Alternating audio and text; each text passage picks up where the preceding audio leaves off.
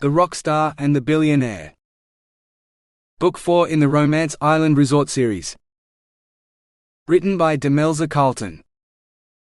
Autonarrated by AI Chris from Google. 34. The Buccaneer Archipelago was named for an English pirate who visited them back in the 17th century. Name of William Dampier. Several of the bays around here are named after his ships. Cygnet Bay and Roebuck Bay. Then there's streets in town like Dampier Terrace that are called after him too. On the east coast they're so proud of Captain Cook, who they say was the first Englishman to explore Australia in the 18th century, but they're wrong. If James Cook had a hero, it was Dampier. He had copies of Dampier's journals with him on every voyage. The pilot paused to point. If you look out that way, you'll see Cygnet Bay, where Dampier careened the Cygnet.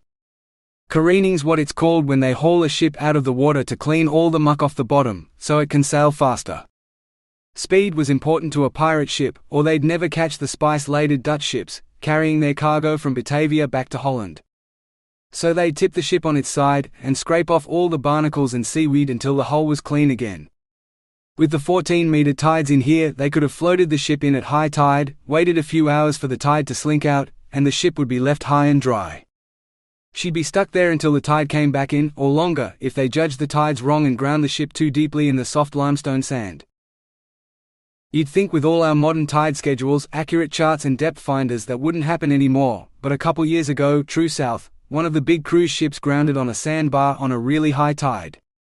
It took weeks to refloat it, because the owner wanted to make sure there weren't any holes in the bottom, and with the rough conditions we get occasionally, it wasn't safe to send divers down to check. He's learned his lesson though, and he ran week-long charters up here in the dry season for a while.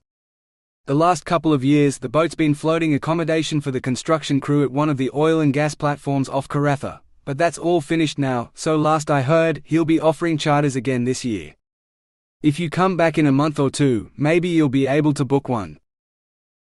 Gaia nodded at the pilot's commentary, tucking the information into her mind for a later date. Today she intended to enjoy herself. Work could wait. The pilot named the islands as they passed over them, pointing out the ones that had an interesting history because of explorers or World War II. The longer they flew, the more war history he recounted, until they passed close to Lorikeet Island. He didn't touch on her island's history, but Gaia wouldn't have heard it anyway. Lorikeet Island drew her eye like a beacon. This was the foundation of her family fortune, and she wouldn't let it slip through her fingers. She'd promised Jay she wouldn't discuss the island today, and she wouldn't, but tomorrow she'd try again. Her fortune depended on him agreeing to her terms. Jay mumbled something she couldn't quite hear, so she asked him to repeat it. "Trippy trees," he said, pointing down. "When the tide's out, the rivers look like crazy trees with snakes." Gaia looked and laughed. Jay was right. The zigzagging riverbeds resembled snags full of snakes. Angry snakes. She'd never noticed it before. Their flight path took them over more land than water as they headed inland. The pilot's commentary shifted from history to geology. The names of the various formations washed over her: Carlton, King Leopold, Fitzroy, Stokes, Talbot. All names of explorers or wealthy people who'd financed the expeditions, sending men out to find more resources to increase their wealth. She wondered why there wasn't a vast something. There should be an island named after her family at least, or a bay. Or perhaps she should petition to have the King Leopold Ranges named after her family, seeing as the man those mountains were named after had murdered millions, or so the pilot said. Gaia snorted. He probably hadn't killed a single man, woman or child. He was a king. He gave orders to his subordinates to create a colony for him in the Congo, and they'd done it. Killing was something they'd done, out of loyalty to their leader. Yet now he was the one with a murderous reputation, and likely to lose his mountain range because of it. That King Leo sounds like he'd fit right in with your family. An ancestor perhaps? Jay grinned. Gaia refused to rise to the bait. He's no relation at all. My family came from England as part of a group settlement scheme. Whatever you think of me or my family, we're not murderers. She turned her back on him to stare out the window. If only that kept his voice from reaching her ears, but the headsets made that impossible. "You said your grandfather was in the army during World War II. Didn't he kill any Japanese troops? Or was he too important to get his hands dirty?" Gaia's voice was flat. "I wouldn't know. He died before I was born. What does it matter, anyway? It was war and they attacked our home. He enlisted to serve his country, like most men of the time.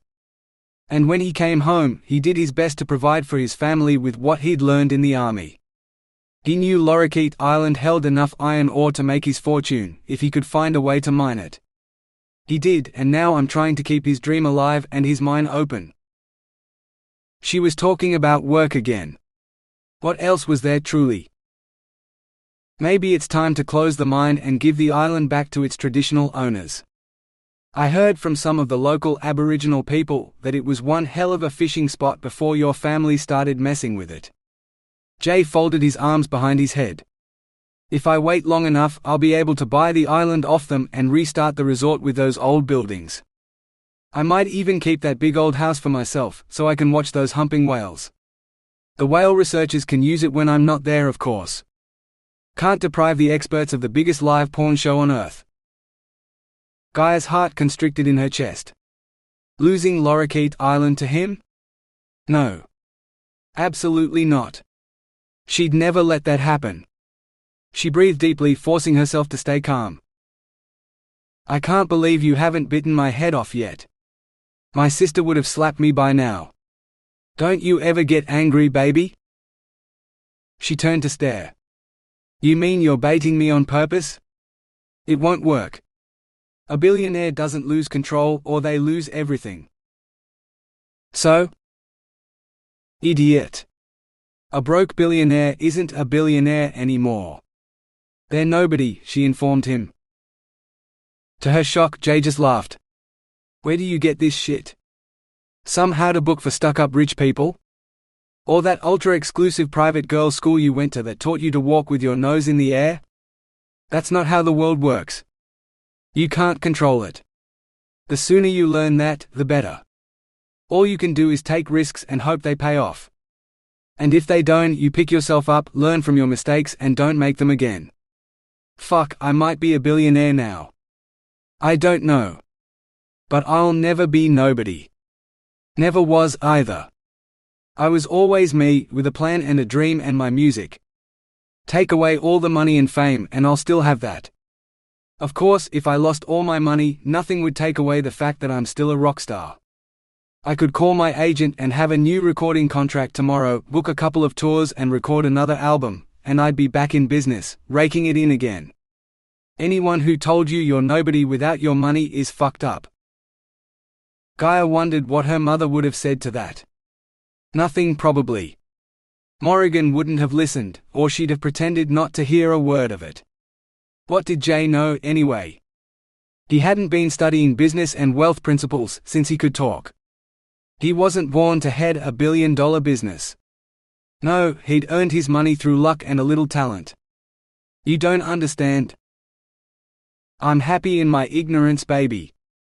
Hey, is that the falls coming up? It looks like the pictures we have in the hotel foyer. The pilot confirmed that they were approaching horizontal falls, the only two horizontal waterfalls in the world, or so he said. Gaia didn't care to check.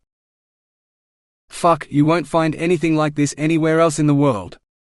It's because we have the world's highest tides, I bet, Jay said. The pilot coughed. Second highest, at 14 meters. There's a bay in Canada that holds the record for the highest tides. Somewhere in Nova Scotia, I'm told. And while Canada's got Niagara Falls, we have horizontal falls, and they're unique. At their peak, 10,000 liters of water rush through them every second. Pretty powerful, seeing as the water only falls about a meter at most. All that pressure's because the gaps it has to go through are so narrow. The smallest one's only 9 meters across, while the other one's just over 20. When the tide's right, you can take a ride in a jet boat through the falls, but it's a rough ride and it's easy to ground the boat in the shallows if you don't know what you're doing. There's a tour company that specializes in that sort of thing. They keep a floating platform in Talbot Bay where they moor the boats in the dry season, when they bring tourists out here by seaplane. They leave from the airstrip at One Arm Point if you ever want to go." Gaia shuddered at the thought of riding that rough water in a jet boat or a seaplane, but Jay just nodded eagerly like he couldn't wait to do it. Didn't he realize this whole place screamed dangerous at the top of its lungs? Flying over it was one thing, but to be at the mercy of that strong current. "You up for it tomorrow, baby?" Jay asked, leaning in. "They won't fly for a few weeks yet. Not till the dry season, when there's enough tourists to make it worthwhile," the pilot informed them. Gaia breathed a sigh of relief. "I'll do a couple of low passes so you can see the falls up close. It really is spectacular." Before Gaia could protest, the helicopter banked, headed straight for the rocky cleft where all that fearsome water poured through. She held her breath as he hovered over it for a few minutes, repeating the numbers he'd already told them, before he flew to the second horizontal waterfall and hovered in place again. Jay seemed fascinated by the streaming water, cascading like a waterfall that common sense told her couldn't possibly be that flat. But her eyes told her otherwise. "Ready to head for Mitchell Falls? They're not as unique as these ones, but I promise you, they're still a sight to see. Especially at the end of a wet season like this last one. Some of the tracks are still flooded and won't be open at the start of the dry season, at this rate." Wonderful. More nature that was too powerful to withstand. It was as if everything up here was trying to belittle her. "Sure," Gaia said. 35. "Mitchell Falls are coming up straight ahead," the pilot said, startling Gaia out of her daydream. The monotonous landscape of red rock and scrubby trees was pierced by a new greenish river. Mitchell River. Of course it was. She wondered what the pilot would say if she told him she didn't care, and she wanted to go back to the resort. He probably wouldn't even try to talk her out of it. With a "yes ma'am," he'd turn around right away. But Jay, he'd be disappointed and he'd say so. Loudly, most likely. Then call her boring or stuck up or something else equally insulting, with a slab of swearing slathered on top. He said what he thought, that was for sure. She'd wager he had no secrets whatsoever. In a way, he belonged here, in this wide open landscape where everything was larger than life and unique. There was only one horizontal falls, just like there was only one J. Felix. And Gaia Vasse? Who was she really? Billionaire, heiress, mining magnate, but she was nothing compared to the forces of nature out here.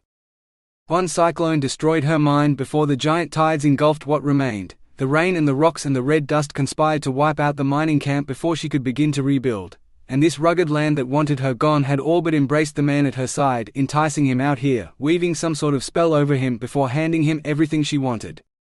The resort island that would be perfect for a mining camp was his, and he wasn't selling. Lorikeet Island would slip out of her grasp forever while he tightened his hold on his glorified sand cay, a heart-shaped donut with no resources to distinguish it from any other island in the Buccaneer archipelago. How come he got all the luck while hers ran out? Life just wasn't fair. Did you just work that out? Jay was laughing at her again. Damn. She must have said that last bit out loud. She bit her lip and hoped that was the only thought she'd voiced. For once you're right. Here we are, in one of the most gorgeous, untouched wilderness in the world, with our own private helicopter and lunch laid on, while there are people who don't have enough food and water to make it through the day. Or money to pay their rent. Or time to take a day out here and really appreciate what we have. Yep, life is awesome this week, so live it up while it lasts, because next week you could be back to looking for rent money you just don't have. Once again, he didn't understand. Scrabbling for the money to live wasn't part of her plan. Incredible. Jay breathed, pointing, and Gaia's gaze followed his finger. The river and the whole plateau just ended. And they were flying toward the void. Jay cheered as they flew over the falls. No, 4 individual waterfalls staggered like steps down the cliffs. Each cascade ended in its own pool, which spilled into a bigger one until the river continued on at the base of the plateau. They followed the river for a little way, before the pilot turned them around to get a better look at the spectacle that was Mitchell Falls. Gaia had to admit it was impressive, but that only made her more miserable.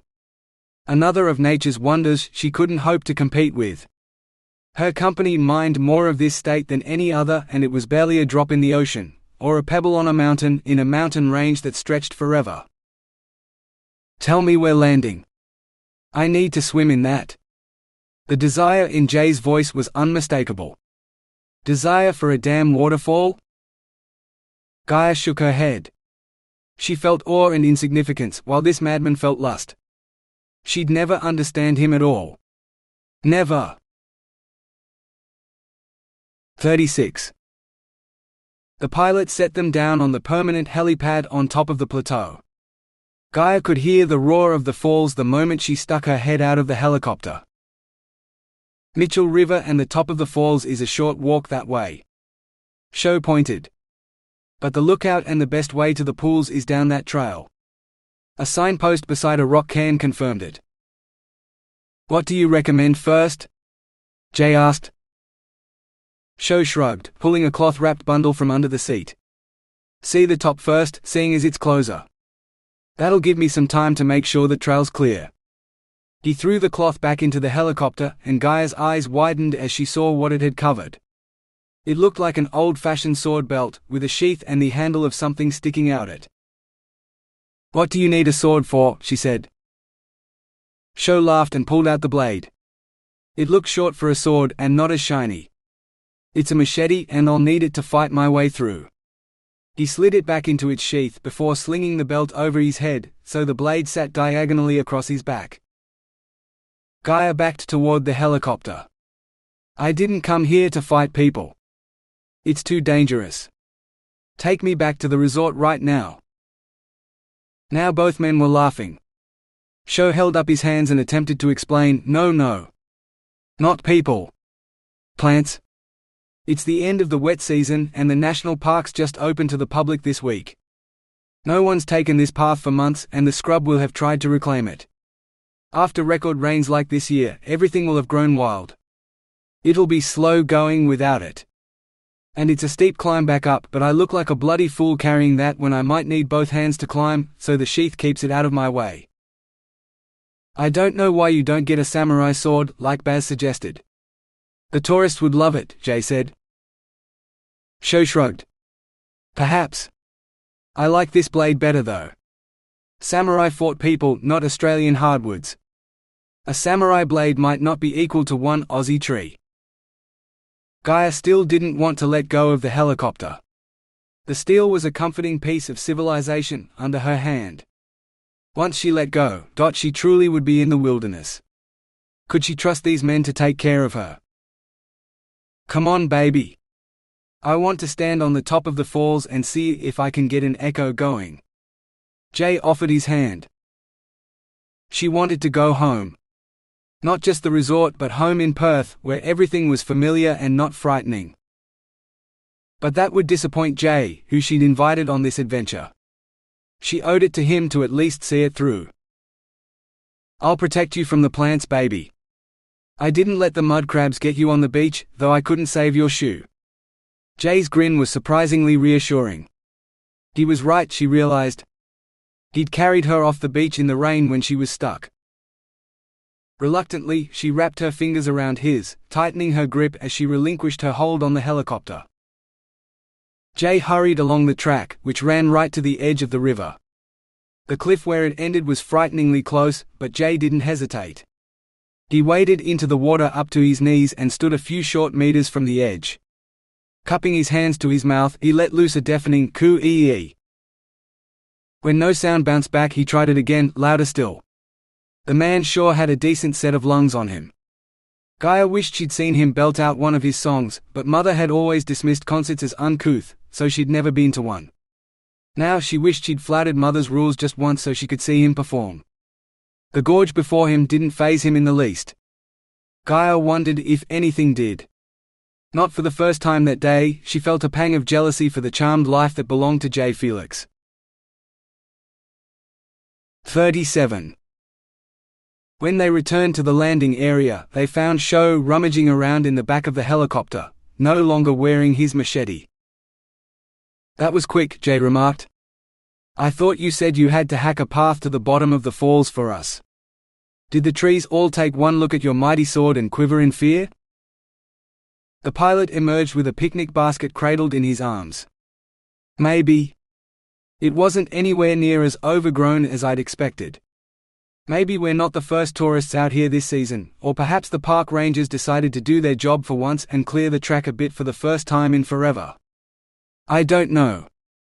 What I do know is it's a decent hike down there, but worth it.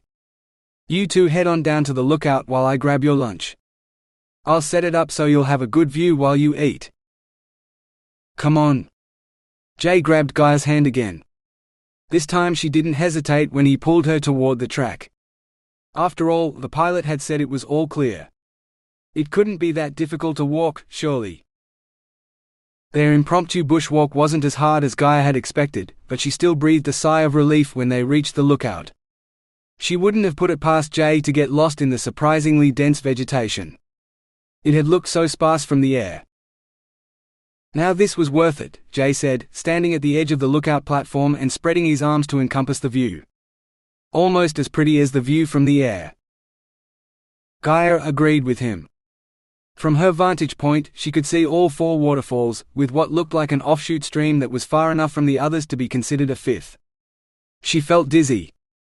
She'd stood at the top of that, mere meters from the lip of the uppermost cascade, but now she could see that the drop down any one of those could easily kill her. Too big. Too dangerous. Life out here was too much for her. "Where's your phone?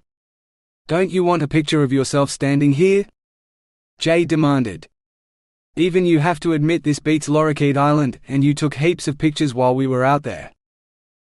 Gaia fumbled for her phone and handed it to him, trying to hide the chill in heart as she realized he'd noticed her need for photographs on Lorikeet Island. What else had he noticed? He switched places with her, taking the time to position her perfectly before he lifted the camera to take a shot. "Smile, baby. Think of the awesome sex we're going to have later," he said. "What?" Gaia's mouth dropped open. What had happened to being boring and bested by his own hand? Jay waved his hands around. "Why else would you go to all this trouble unless you wanted to try to seduce me again? It's working so far, baby. And nothing says a perfect day like sex at the end of it. Or even the middle. Not the beginning so much, because then there's really no point getting out of bed in the first place." He grinned. "Hey, tell you what. You should get a shot of us together, so you'll have something else to remember me by." Before Gaia could protest, he pulled her close with one arm as he lifted the phone with the other. "Say sex, baby," he whispered, thumbing the button on the phone. Her blood started to simmer, rushing to her cheeks in a brilliant blush that even she could see on the phone screen. "Oh no, I look terrible." Jay shrugged. "Let's take a few more then, and you work out which one's the best later." Numbly she nodded, then arranged her expression into a smile. Jay clicked maybe half a dozen more shots before he grew tired and handed her phone back to her. "Looks like Show's nearly got lunch ready. We should go get some before he eats it all." 38. Gaia ate mechanically, not tasting a bite of it. She couldn't have said whether she'd eaten steak or spam sandwiches. She washed it down with a cup of whatever the pilot handed to her, but she didn't taste that either. She stole glances at Jay, who evidently enjoyed his lunch as much as everything else they'd done today. Like everything he did in life. The man was too happy by half. Was that why she was so attracted to him? Not just his hot body, though that was definitely enough to tempt her.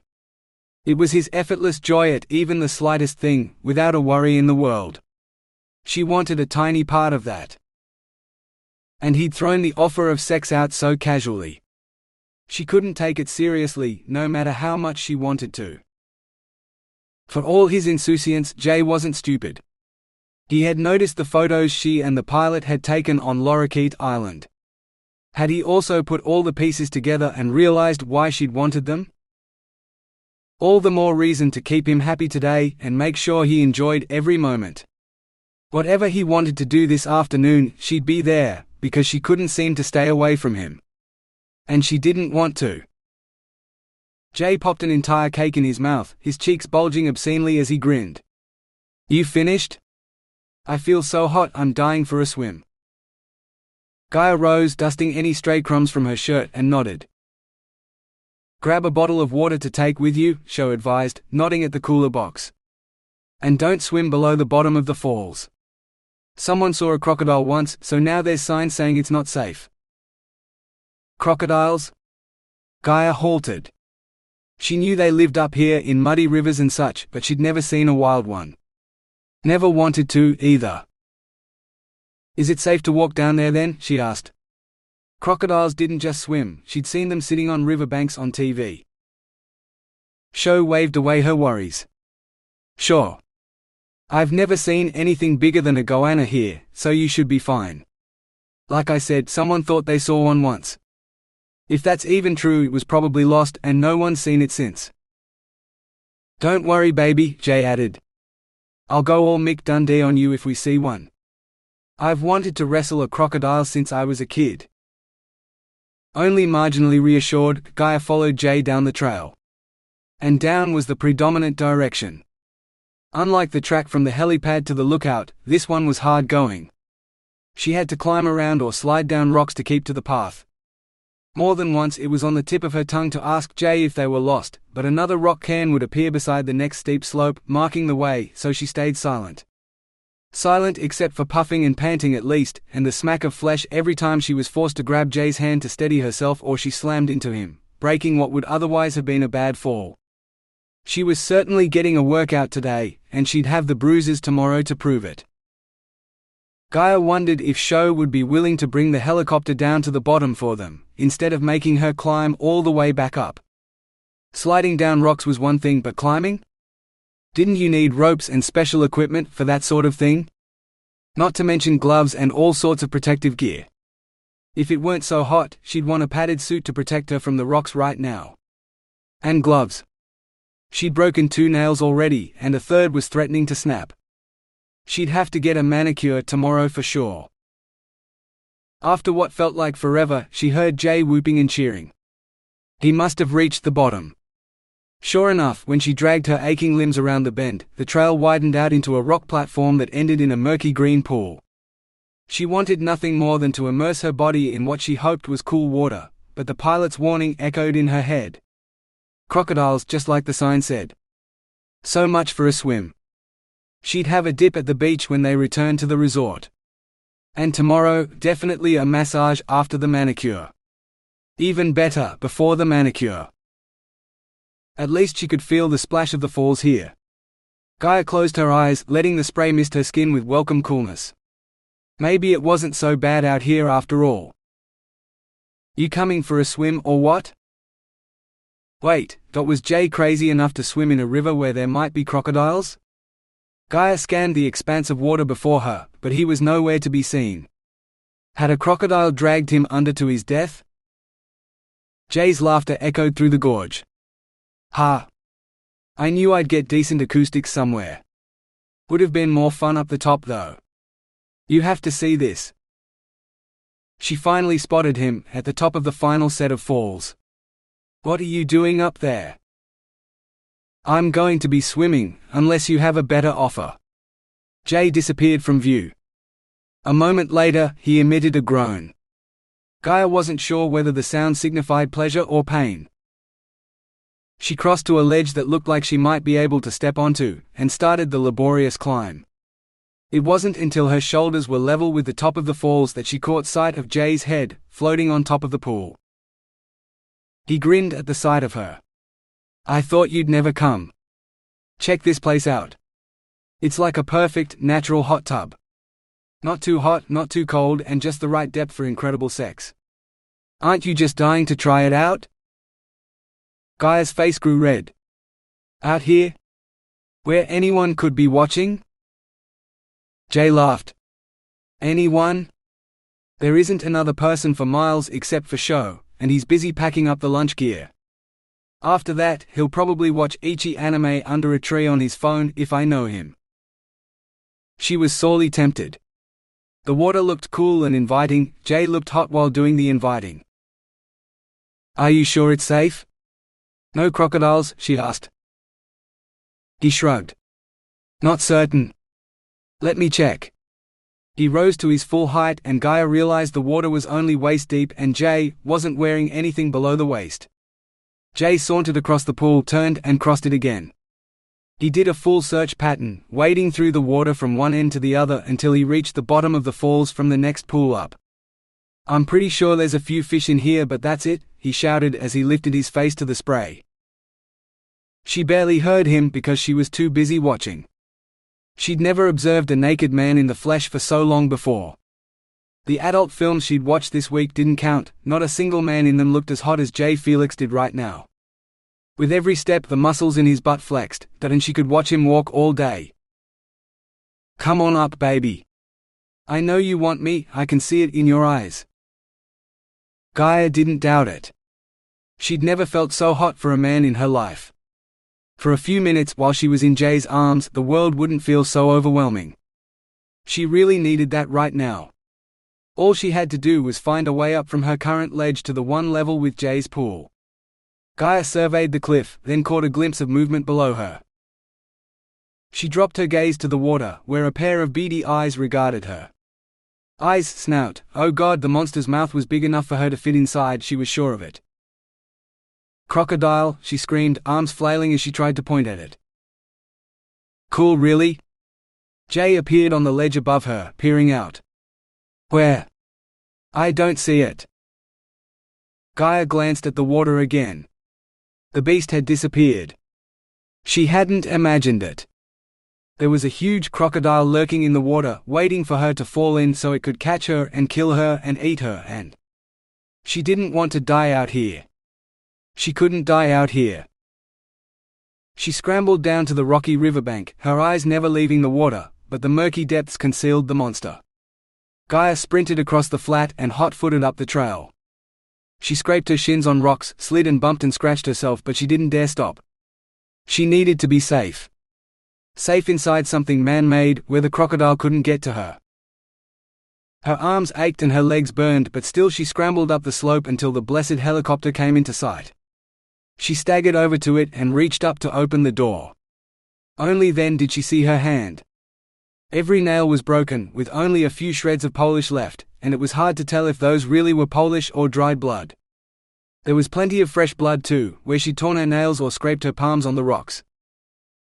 "What happened to you?" The pilot rose from his seat under a shady tree, staring. "Did you fall over one of the falls? Or did Jay do that?" His expression darkened. Gaia couldn't seem to catch her breath to speak, so she shook her head, fighting to form words. "See crocodile. I saw it. Huge. In the water." She couldn't stop shaking. "Okay. I'm going to get the first aid kit so we can get you cleaned up a bit." Sho cracked open the helicopter door and spread a towel on the floor. "You just sit here on this towel and I'll take care of you." She did as she was bid, too exhausted to do much else. Even the disinfectant didn't sting that much, she was so out of it. "Drink this," the pilot ordered, pushing a cup into her band-aided hand. Obediently, Gaia emptied the cup, feeling the burn of bubbles as the liquid cascaded down her throat. The cup fell from her fingers, but somehow it came back full again, so she drank some more.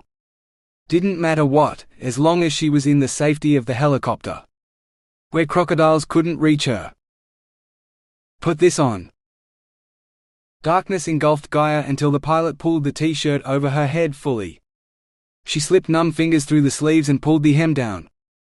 It was a cheap souvenir shirt from Broome, big enough to fit two of her, and bearing an eye-wateringly bright image of a bloke on a beach with a beer in hand.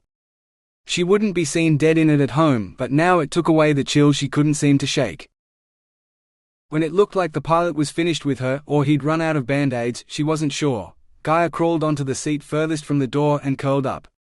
She wasn't getting out of the helicopter until they reached civilization, or at least the resort. 39. Jay's jubilant voice pierced Gaia's black mood. "Pencil it in, mate, I want a regular charter out here once a week, for as long as I'm living at the resort. Can't believe I haven't been out here before." the pilot replied, his voice too low for Gaia to discern the words. She stretched, cautiously putting her feet down so she could slide closer to the door to hear their conversation. A crocodile? Fuck yeah, there was. I didn't see it when she started screaming, so I stayed to swim for a while, but when I was done, I saw it. It was basking on the river bank, fast asleep. I thought it was a log at first, until I realized it had a tail. Jay laughed. Dunno what she was so afraid of, though? It was only little. Maybe 2 meters from nose to tail. It probably would have weighed less than her, too. I could have taken it easy. Gaia didn't want to hear any more, but the pilot's voice intruded anyway. You better not try it. The police will arrest you for croc wrestling, because it gives the tourists ideas. There used to be a wildlife park in town with some real big crocodiles, but some idiot got drunk at Diver's Tavern one night and decided to get friendly with the biggest one in the park. Climbed the fence, jumped into the croc's pond, and he was lucky to make it out alive when the caretaker heard the ruckus. They moved the park to 10 Mile after that. Now there's just the remains of the enclosures behind zookeepers in Cable Beach, and the same grumpy caretaker to keep trespassing tourists out. Jay laughed so hard he doubled over, slapping his thigh. The sound sent a jolt through to Gaia's core, waking her up. Sounds like something I'd do sober and then get drunk afterwards. Speaking of which, you got any more beer in the esky? I wouldn't mind one as part of the in-flight catering on the way back. Gaia retreated to her corner as Jay cracked open the door. He glanced at her before ignoring her completely as he rooted around in the cooler box behind the seat. He ducked out with his can of beer, then climbed into the co-pilot's seat. As far away from her as possible, like she had some sort of disease to be avoided at all costs. Cowardice wasn't contagious. Just embarrassing. When the pilot joined them, Jay jerked his head in Gaia's direction without looking at her. Thanks for handling all the first aid and stuff. It's not really my thing. Gaia's rock-bottom mood sank to subterranean depths. So much for sex later, Jay didn't want to touch her now. No worries, the pilot replied, slipping on his headset. Jay did the same, but Gaia didn't bother with hers. She didn't want to hear anything they had to say, and she hoped the roar of the rotors would drown out her own thoughts. For the first time in her life, she wanted to drown her sorrows in a bottle. As soon as she reached civilization. A familiar beep roused her from her doze. That sound signified an email, her foggy mind told her, and that meant they were within range of a phone tower.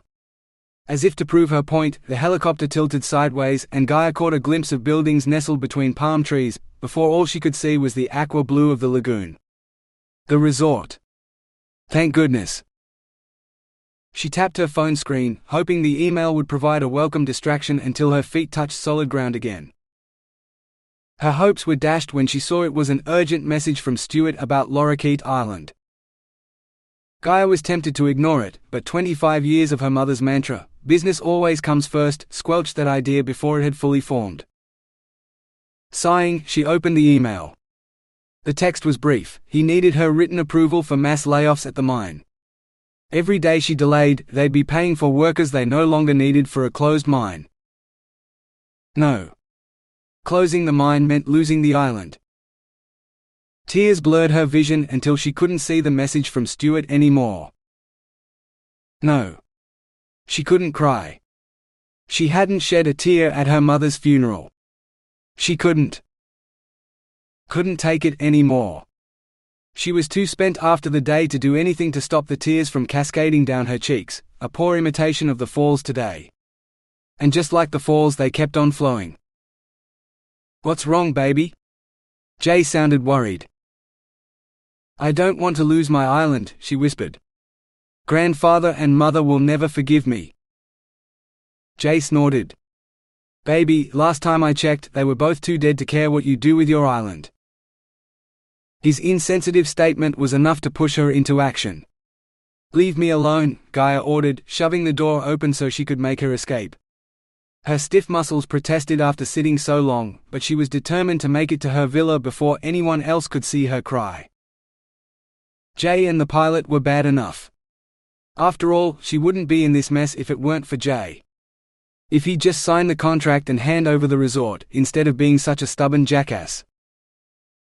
Gaia gave an almighty sniff, lifting her head high, before marching back to the privacy of Villa Maxima. 40. Zaan had to dial Jay's number twice, she was so excited. This was by far the biggest deal she'd ever brokered, and it was an impressive coup, even for Romance Island Resort. Her dream of organized day trips to the island would become a reality in a matter of weeks. She'd already floated the idea past the high-end resorts in Broome at Cable Beach and Roebuck Bay, and they'd been interested in offering the tours to their guests. She'd met the cruise ship operators at the travel fair and they'd jumped at the idea, but the ships docked for less than a dozen days a year, so even if they booked out their tours on those days, it would hardly make a dent. But having resident mine crew next door, looking to do something on their days off but with the money to be able to afford a boat charter, Zaan suppressed a squeal of delight. The resort would have a record profit this high season. All because of her. When Jay answered his phone, she sang out, "It's done. Signed, sealed and delivered. We have a deal with Vasse Prospecting that'll cut the day trip costs in half, while bringing us hundreds of new customers during rebuilding and when the mine's operational again." Zaan wanted to dance. "So that's good news then?" Jay asked. "Sure is. Oh, and I ordered some new sunbeds. The new ones at the Mangrove Hotel were a big hit with guests, so I got the name of their supplier, and they should already be on the way up by road train, arriving tomorrow. Can you check to make sure they're installed as soon as they arrive? There's one for each villa, plus a few more for the new decking outside the jungle." Jay didn't sound all that excited. Well, he hadn't seen them yet. Once he had, she probably wouldn't be able to get him off them. "Sorry, am I keeping you from your latest conquest?" she snapped. "Nah, just distracted is all. If the news is so good, why was Gaia so upset today? She received a message on her phone and looked like someone had died. Is there anyone in her family left?" "No, she's the last surviving Vasse, thank goodness. Maybe she broke a nail." Zaan shook her head. "Who knows? Or maybe she saw the news about her in the gossip magazines. I don't read those things, so I don't know what they said, just that she's on the cover of all of them this week. Not my problem anyway. I'm off to grab a celebratory drink. To Romance Island Resort's rosy future." Jay laughed. "Yeah, I might go up to the pub and do the same. Good work. Thanks, Zaan." 41. The bottle of white wine in her fridge was empty far too quickly, and it didn't dull her feelings fast enough. Not enough alcohol, she was certain of it. If Gaia had been a bourbon drinker, or if she'd liked any spirits, she'd have ordered a bottle to be delivered direct to her villa. Room service must have something appropriate for getting drunk, she grumbled to herself as she picked up the phone. "I'm sorry ma'am, but we don't have any cocktails on the room service menu," the waiter on the other end said once she'd explained what she wanted.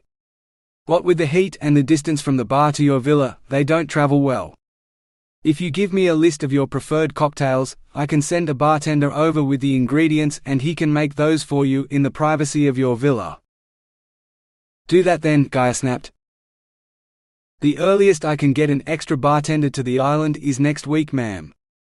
It being the wet season and all, we only have the one barman and he's stuck in the jungle all week."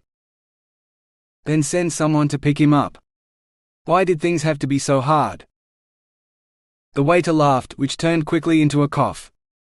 "Lots of people try, ma'am, but I understand Marcel's happily married. If you want cocktails tonight, your best bet is to head up to the hotel and see the jungle for yourself. That's the hotel bar, ma'am." Getting drunk in a public bar. Morrigan would turn over in her grave at the thought of her daughter doing something so disgraceful. But Mother would disapprove even more when Gaia lost Lorikeet Island. What was one night in a bar? Gaia glanced down at her clothes. She changed out of the hideous t-shirt, and the ripped, stained clothes she'd worn underneath were in the rubbish, where they belonged. She looked presentable enough in her current outfit, more items from that resort collection she'd never had an excuse to wear until now. Her tears had long since dried and ice had taken care of the telltale puffiness that would proclaim to the world that Gaia Vasse had been crying. No one deserved to know her feelings. When she entered the bar tonight, her frigid facade would be unbreachable. She strapped on her sandals and sallied forth into the night, relishing the way the humidity caressed her skin. Had it always done that, or was it just something in the air tonight? Gaia was surprised to find the hotel bar almost empty. A couple sat at a corner table, completely engrossed in one another, and the only other person she could see was the cheery bartender. She wove between the potted palms until she found a table that was surrounded by enough jungle to hide her from the other bar patrons. Sinking into the cane chair, she almost jumped right back out again when she discovered the bartender right next to her. He didn't look the slightest bit fazed. "What can I get you?" "The cocktail menu." He reached across the table and laid a laminated card in front of her. "There you are. Which one would you like?" No one in the whole damn Kimberley understood her. "All of them. The whole menu." He laughed like he thought she was joking. She wasn't. His laughter died, but a professional smile remained. "Any particular order, or a favorite you want to start with?" Gaia stared unseeingly at the menu before her. "Just go down the list and keep them coming." "And you, sir?" "A cold beer. And don't you dare put an umbrella or a straw in it." Jay slid into the seat across from Gaia. "You are not drinking your way through the whole cocktail menu." "I'm a grown woman. I can drink whatever I want," she retorted. Jay laughed. "Sure, right up until you get so drunk Marcel won't serve you anymore.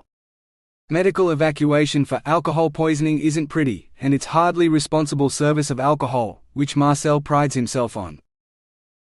If she ignored him, would he leave?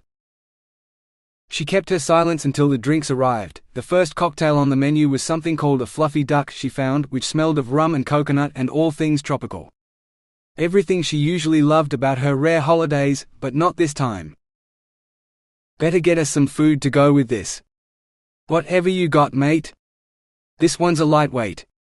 "A couple of glasses of champagne the other night and she was on her ear," Jay told the barman, who nodded and hurried off to obey Jay's orders. "I can handle my liquor just fine, thank you. And I'll eat when I'm damn well ready, not because you say so." Gaia took a deep pull from her straw. The potent cocktail made her eyes water, but she blinked the tears away. She refused to show any more weakness in front of Jay. "Who said the food's for you? If I'm going to have to carry your drunk ass back to your house, I'll need to keep my strength up." His grin clawed at her misery. "Go away." He didn't seem to have heard her. "You know, the tables over the other side have a better view of the stars. They're pretty spectacular out here. Like the waterfalls and the mountains and everything else that made her feel far too insignificant for her liking." "No thanks. I don't like stars." Jay laughed. "How can anyone not like stars? Brilliant balls of gas, burning far away with nuclear power we can barely imagine, but just pinpricks in our sky here. I love to stand out on the beach and just watch the whole Milky Way. Someone told me the local Aboriginal people here call it the Big Emu. When I've had enough to drink, I can almost see it. You gotta kind of blur your eyes, lie back and look up. Makes you really feel one with the universe and all that shit. Being a star myself and all." Jay meandered on, telling her stories about his life as a rock star. The roadies, the concerts, the other bands, the things that went on behind the scenes that most people never heard about, along with the times the press did hear about stuff that they blew out of all proportion. "So many times they called me a rock god in the news, and most of the time it's all bullshit, but there's only maybe two bits of the job where they're right. The first is when you're recording an album. At first it's all kinda dark, void, formless, barely an idea of what will become. And there's the sound engineer telling you to make music, so out of nothing you say to yourself, 'Let there be music,' and there it is. By the time you're finished, you've created something entirely new, and it's good." Gaia finished her second, or was it her third? She couldn't remember. Anyway, she drank the last of her whatever number fluffy duck, then snorted as she realized why Jay's words were so familiar, even if he'd bastardized the quote. "What?" Jay demanded. Sounds like something out of the book of Genesis. I didn't think someone like you would know anything about the Bible. Jay stiffened. What, you think only rich snobs like you get to go to private religious schools? I got news for you, baby. I went to a private Catholic school, and so did my sister. The whole band did. Gaia's eyes widened in surprise. She almost missed the table with her empty glass, but corrected in time. I just thought, you went to a public school or something. The way you call me a snob, like it's some sort of insult to take pride in yourself and your family and… Jay snorted. I take pride in myself and my fucking family, but I'm not up myself like you, baby. I know who I am, which is more than I can say for you. Your family and your teachers have puffed you up so much with your own self-importance, they forgot to tell you that you have to be yourself first. You're not your family or your money or your fucking island. Who you are is about what you do. What you create, what you protect, what you make of your life. What other people will remember you for. If you don't do anything, you're nothing. Tears sprang to her eyes. Gaia blinked and blinked, but somehow she lost the battle. She ducked her head to hide her wet cheeks from Jay. She was nothing. She couldn't even protect her family's island. Nothing. Go away, she ordered. What's wrong, baby? Those words again. Spoken in a low voice filled with concern. No one cared about her. No one. Gaia raised her head, expecting to see Jay's maddening grin, but the man wore a frown. She met his eyes, wondering at his questioning look. Yes, questioning, not calculating like most men were when they sensed weakness. Jay didn't want anything from her. That was the difference. Every other man she'd been with wanted to possess her, or get her to give them something. He sat across from her because he wanted to be here, and all he wanted was the answer to his question. She'd made enough of a fool of herself in front of him today. Gaia shoved her chair away from the table and rose. All the ducks swimming in the rum in her bloodstream flew into her head, blinding her with their fluffiness. Strong arms caught her before her wobbly knees threw her onto the floor. Time to get you home, baby. Civilization. Where the world didn't make her feel so small. I want to go home. But her legs weren't working properly. Too much running. Crocodiles and now ducks. Where wildlife won't attack me. Jay's chuckle rumbled through his chest. Through her as she was pressed against it. I'm a match for all the wildlife here. They know I'm the king of this island. King of the island. Did that make her the queen of Lorikeet? We should marry. Queen of Lorikeet and king of romance. Bring the kingdom together. I'll mine the rocks and you romance the whales. Perfect. Perfect plan. You're drunk? Jay scooped her up in his arms and headed out into the dark. Stop wiggling or I'll get maintenance to bring a wheelbarrow. I can't just leave you here and I won't carry you if you're struggling like a fresh-caught fish. Gaia squirmed a bit more until she was comfortable. No one else has ever carried me like this, feels weird. A thought brought a smile to her lips. Are you carrying me off to bed to ravish me? Oh, so now you want sex? Make up your mind, will you? Most girls run screaming toward me, not away. You confuse people and there'll be trouble. I confuse you? Hope welled up in her chest. If she intrigued Jay, maybe he would want something from her. Something personal. You? No, baby. You're about as transparent as they come. To me, anyway.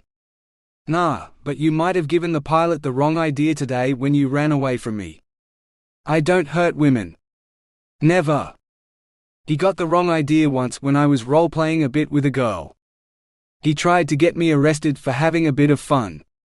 Consensual fucking fun. Fuck, she wanted it more than I did. I tried telling him that, but hey. Got him back though. Christened his helicopter and left him a present on the seat. He won't try that again. Gaia's fuzzy mind wondered what he'd been doing. Maybe one of the things she'd seen the actors doing in those porn films she'd watched. Did anyone really do that stuff in real life? If anyone did, it'd be Jay. More than ever, she wished she could remember the night they spent together. 5 times, if only she had more than vague memories of even one, or she could separate the bits that were real from the bits that she dreamed afterwards. Maybe he'd be willing to do it again tonight. He was carrying her to bed, wasn't he? He swiped his wristband on the security panel and the door hissed open. Jay carried her over the threshold of what she was surprised to find was her villa, not his. How'd he manage to unlock her door? Jay set her down on the couch, then headed to the kitchen. Gaia heard water running, but her eyes weren't on him. They were on the stack of papers on her dining table, the contract Jay still hadn't signed. If he didn't sign them tonight, she'd have to let Stuart close down the mine in the morning. Her first big challenge as chairman, and she'd failed. Failed her family, failed herself, failed to negotiate the simplest of deals. A lifetime of learning to run vast prospecting, and barely a fortnight into the job, she demonstrated that she was a failure. And Mother wasn't here to fix it. Here, drink this. Jay held out a pint glass full of water. Too tired to argue, Gaia wrapped both hands around the glass and drank. But as fast as she replenished it, more water leaked out of her eyes. Tears of grief, tears of shame, tears of sorrow for all she'd lost and things she'd never have. When it all became too much, she laid her head down on the couch and sobbed. No amount of alcohol would take this pain away.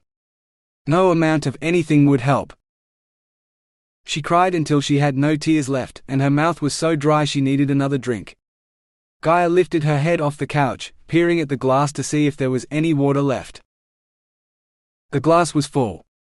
Not half full or a quarter full, brimming to the top full, with a jug of iced water bleeding condensation on the table beside it. She sat up and stared. Jay shifted from his seat on the couch across from her. Feel better? Gaia shook her head. To stop herself from wailing in misery that he'd witnessed her weakness yet again, she gulped down the contents of the glass. And another. Is there anything you'd like me to do, to help you feel better? Raise Morrigan from the dead and put her back in charge of the company. Go back in time and stop the seawall from breaking. Teach her how to get out of this mess. Make today never have happened, so she wouldn't feel like such a failure. Gaia eyed the accusing pile of papers, topped with a page bearing a blank line where his signature should be. You could sign that. His eyes widened.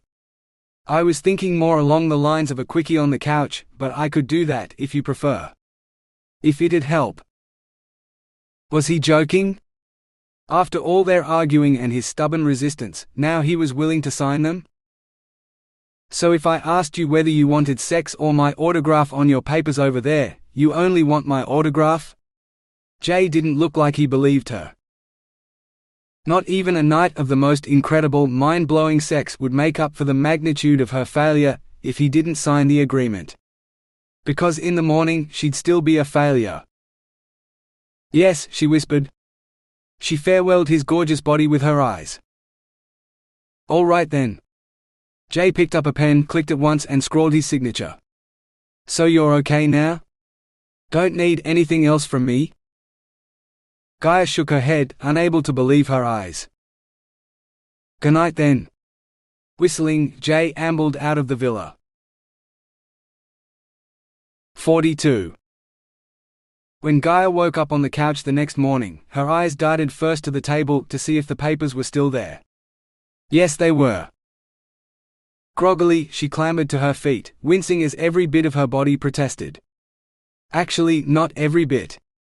Her head seemed remarkably pain-free, even after the amount she'd drunk last night. It must have been all the water she'd gulped down after she got home. Ha! Water as a hangover cure. Who'd have guessed? She staggered stiffly over to the table to check that Jay really had signed the contract. Yep, his autograph spilled over half the page, all curlicues and flourishes and finished with a kiss, or at least an X, Gaia snorted.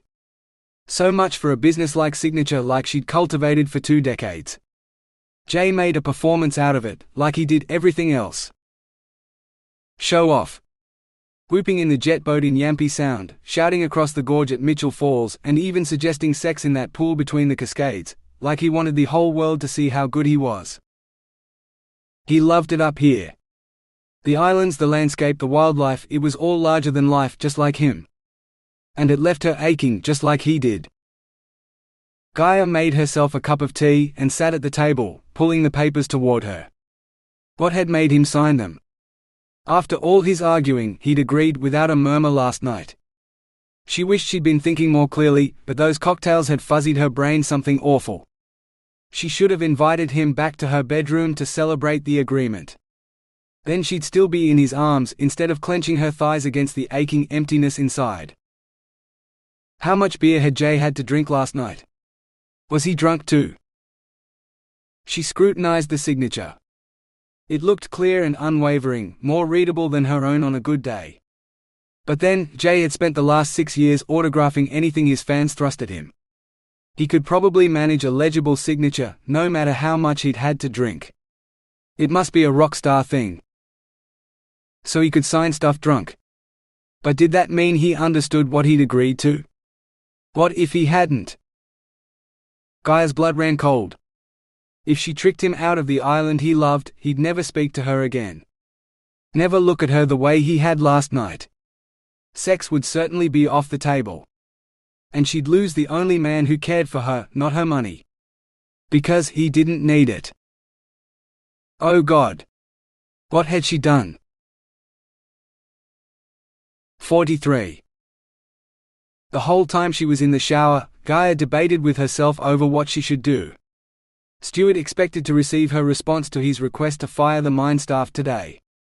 She could surprise him with Jay's signed agreement instead, showing him once and for all that she did have all of her mother's business acumen and more, but Jay would hate her for it. She needed to ask him. Somehow, she needed to get him to tell her whether he'd meant to sign away his island last night, or whether it had been a mistake. If his agreement was just the alcohol talking, she owed it to him to get out of the deal. After all, he hadn't taken advantage of her drunken state last night. He'd taken care of her to the point of carrying her home. Not to mention his surprise hangover cure. She owed him the same courtesy. Gaia dressed in subdued colors today, covering more skin than she normally would in such a hot climate, but her numerous cuts and scrapes were a painful reminder of how much of a fool she'd been yesterday. And she didn't want to remember. Today was a new day and she had obligations to fulfill. Sunglasses were a must in today's glaring sunlight, but Gaia decided against a hat for the short walk to Villa Penguin. When she arrived, she found a cleaning cart outside the wide-open door. Maid service meant Jay was out, she decided, and she'd made it halfway down the veranda steps before she heard his unmistakable laughter from inside the villa. Was he doing the maid? Half horrified, half intrigued, Gaia ventured through the open door. If she caught them in the act, she'd owe him nothing, she told herself. A man who turned her down only to sleep with the domestic staff wasn't worth her time or her concern. She should take his island off him to stop him from sexually harassing his staff. Good morning? Jay called before Gaia spotted him. He sat on the couch, coffee in hand, looking like he'd never heard of a hangover, let alone had one. I was just waiting for Jackie to finish before I brought you a present. He waved in the direction of his dining alcove, where a middle-aged maid frowned deeply as she wrapped a package in paper printed with the resort logo. She recovered quickly from her disappointment at not catching him in the act. Nobody bought her presents anymore. At least not personal ones. Boring corporate gifts from clients and contractors didn't count. Her fingers itched to tear away the packaging before the maid had finished taping it together. There.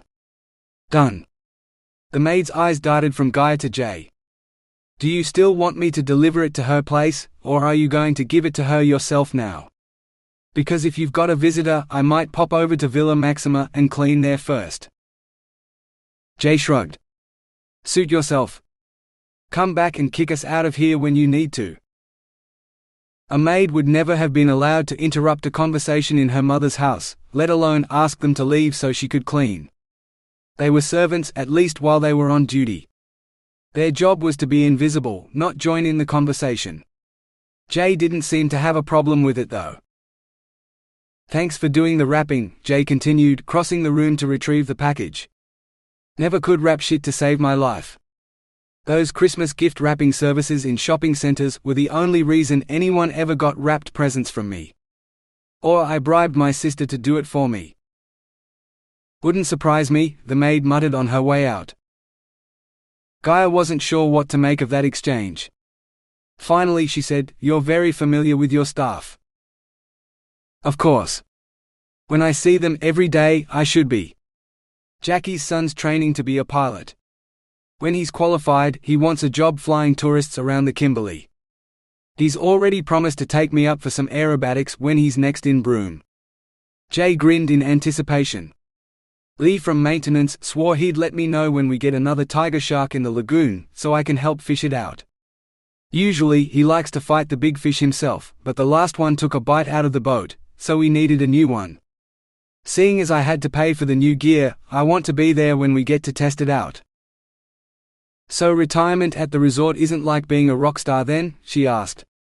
"I can't imagine you associating with the road crew the way you do with the people here." Jay burst out laughing. "We got to work on your imagination then. Fuck, I knew all the roadies by name and their girlfriends and wives too. Had to, so I wouldn't sleep with them when the guys were busy. Some of those girls weren't the faithful type, but I didn't want any bad blood between me and the blokes. The other reason was security. Our security specialist drummed it into us from the beginning: if we didn't know someone on the crew, report them before they could become a risk. Not to me so much, but the girls in the band." Gaia knew Jay was the lead singer of Chaya, but she hadn't known much about the other band members. "There were girls in your band? Haven't you ever seen us play?" When Gaia shook her head, he continued, "Guess that explains it then. Chaya was me and the girls. Jojo and Angel. Big on security, both of them. And privacy. So I did most of the press and promotional stuff, and I got along well with all the guys. It's a bit like family when you're on tour." Staff were never family. Not in her house. Gaia found herself shaking her head at the strange world Jay lived in. Or had lived in. "You're distracting me, baby. I meant to give you these last night but I forgot. Better late than never though." He held out his present. The package was surprisingly heavy. Books, Gaia decided, as she carefully removed the wrapping. If she'd expected antique first editions, she was sadly disappointed. Instead, there were 3 paperbacks that didn't even look new. She examined the cover of the first one, which bore a picture of a grey tie. 50 Shades of what?" she yelped. "Is this some sort of sick joke?" Dunno if that's what the author had in mind when she wrote it, seeing as I heard it was originally fan fiction of some kid's book, but I figured it'd be educational for you. Gaia stabbed a finger at the stack of books. He'd given her the whole trilogy. "These are romance books. The sort of books ordinary women read to liven up their boring lives. People like me don't have time for this pulp. My reading time is for business books. Educational books, as you put it, that can actually teach me things that might be useful in life."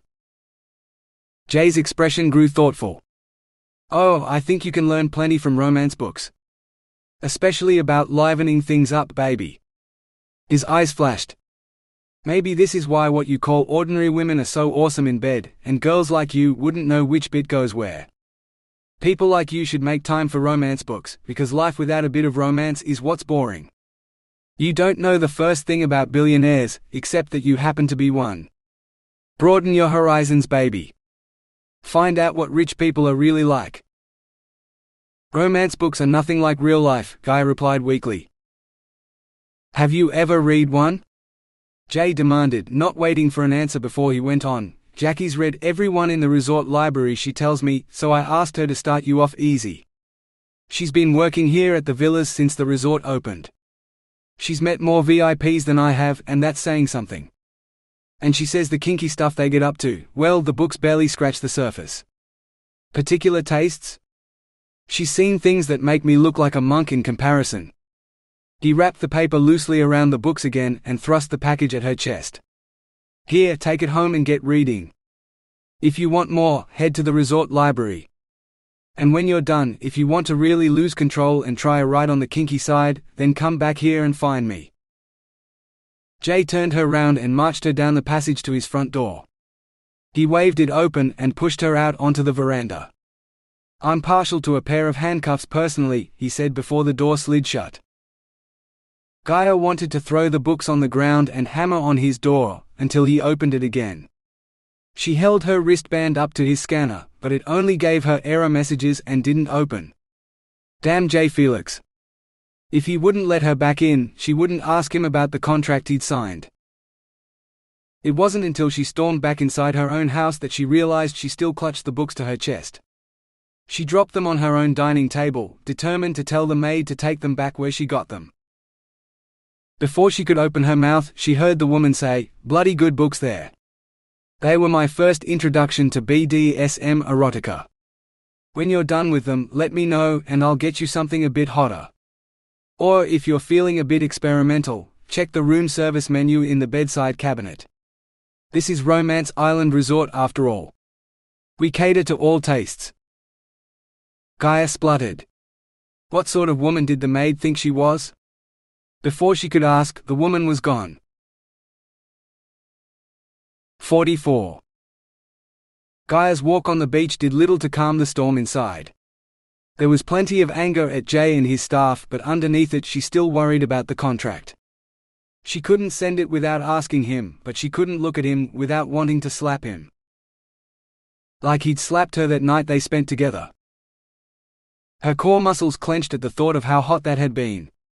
That slight sting, tingling on her bottom, sending sparks deep inside her. No, she didn't want to slap his backside. She wanted to slap his face. And feel his hand on her bottom. Was it simply his touch that had aroused her so much, or was it the slap itself? It's not like anyone had ever slapped her before. Not even children at school when she was little. Gaia had never attended a school where violence occurred. What if? The sound of her phone ringing inside the house startled her out of her unsettling thoughts. By the time the door slid open and she'd made it to the phone, she'd missed a call from Stuart.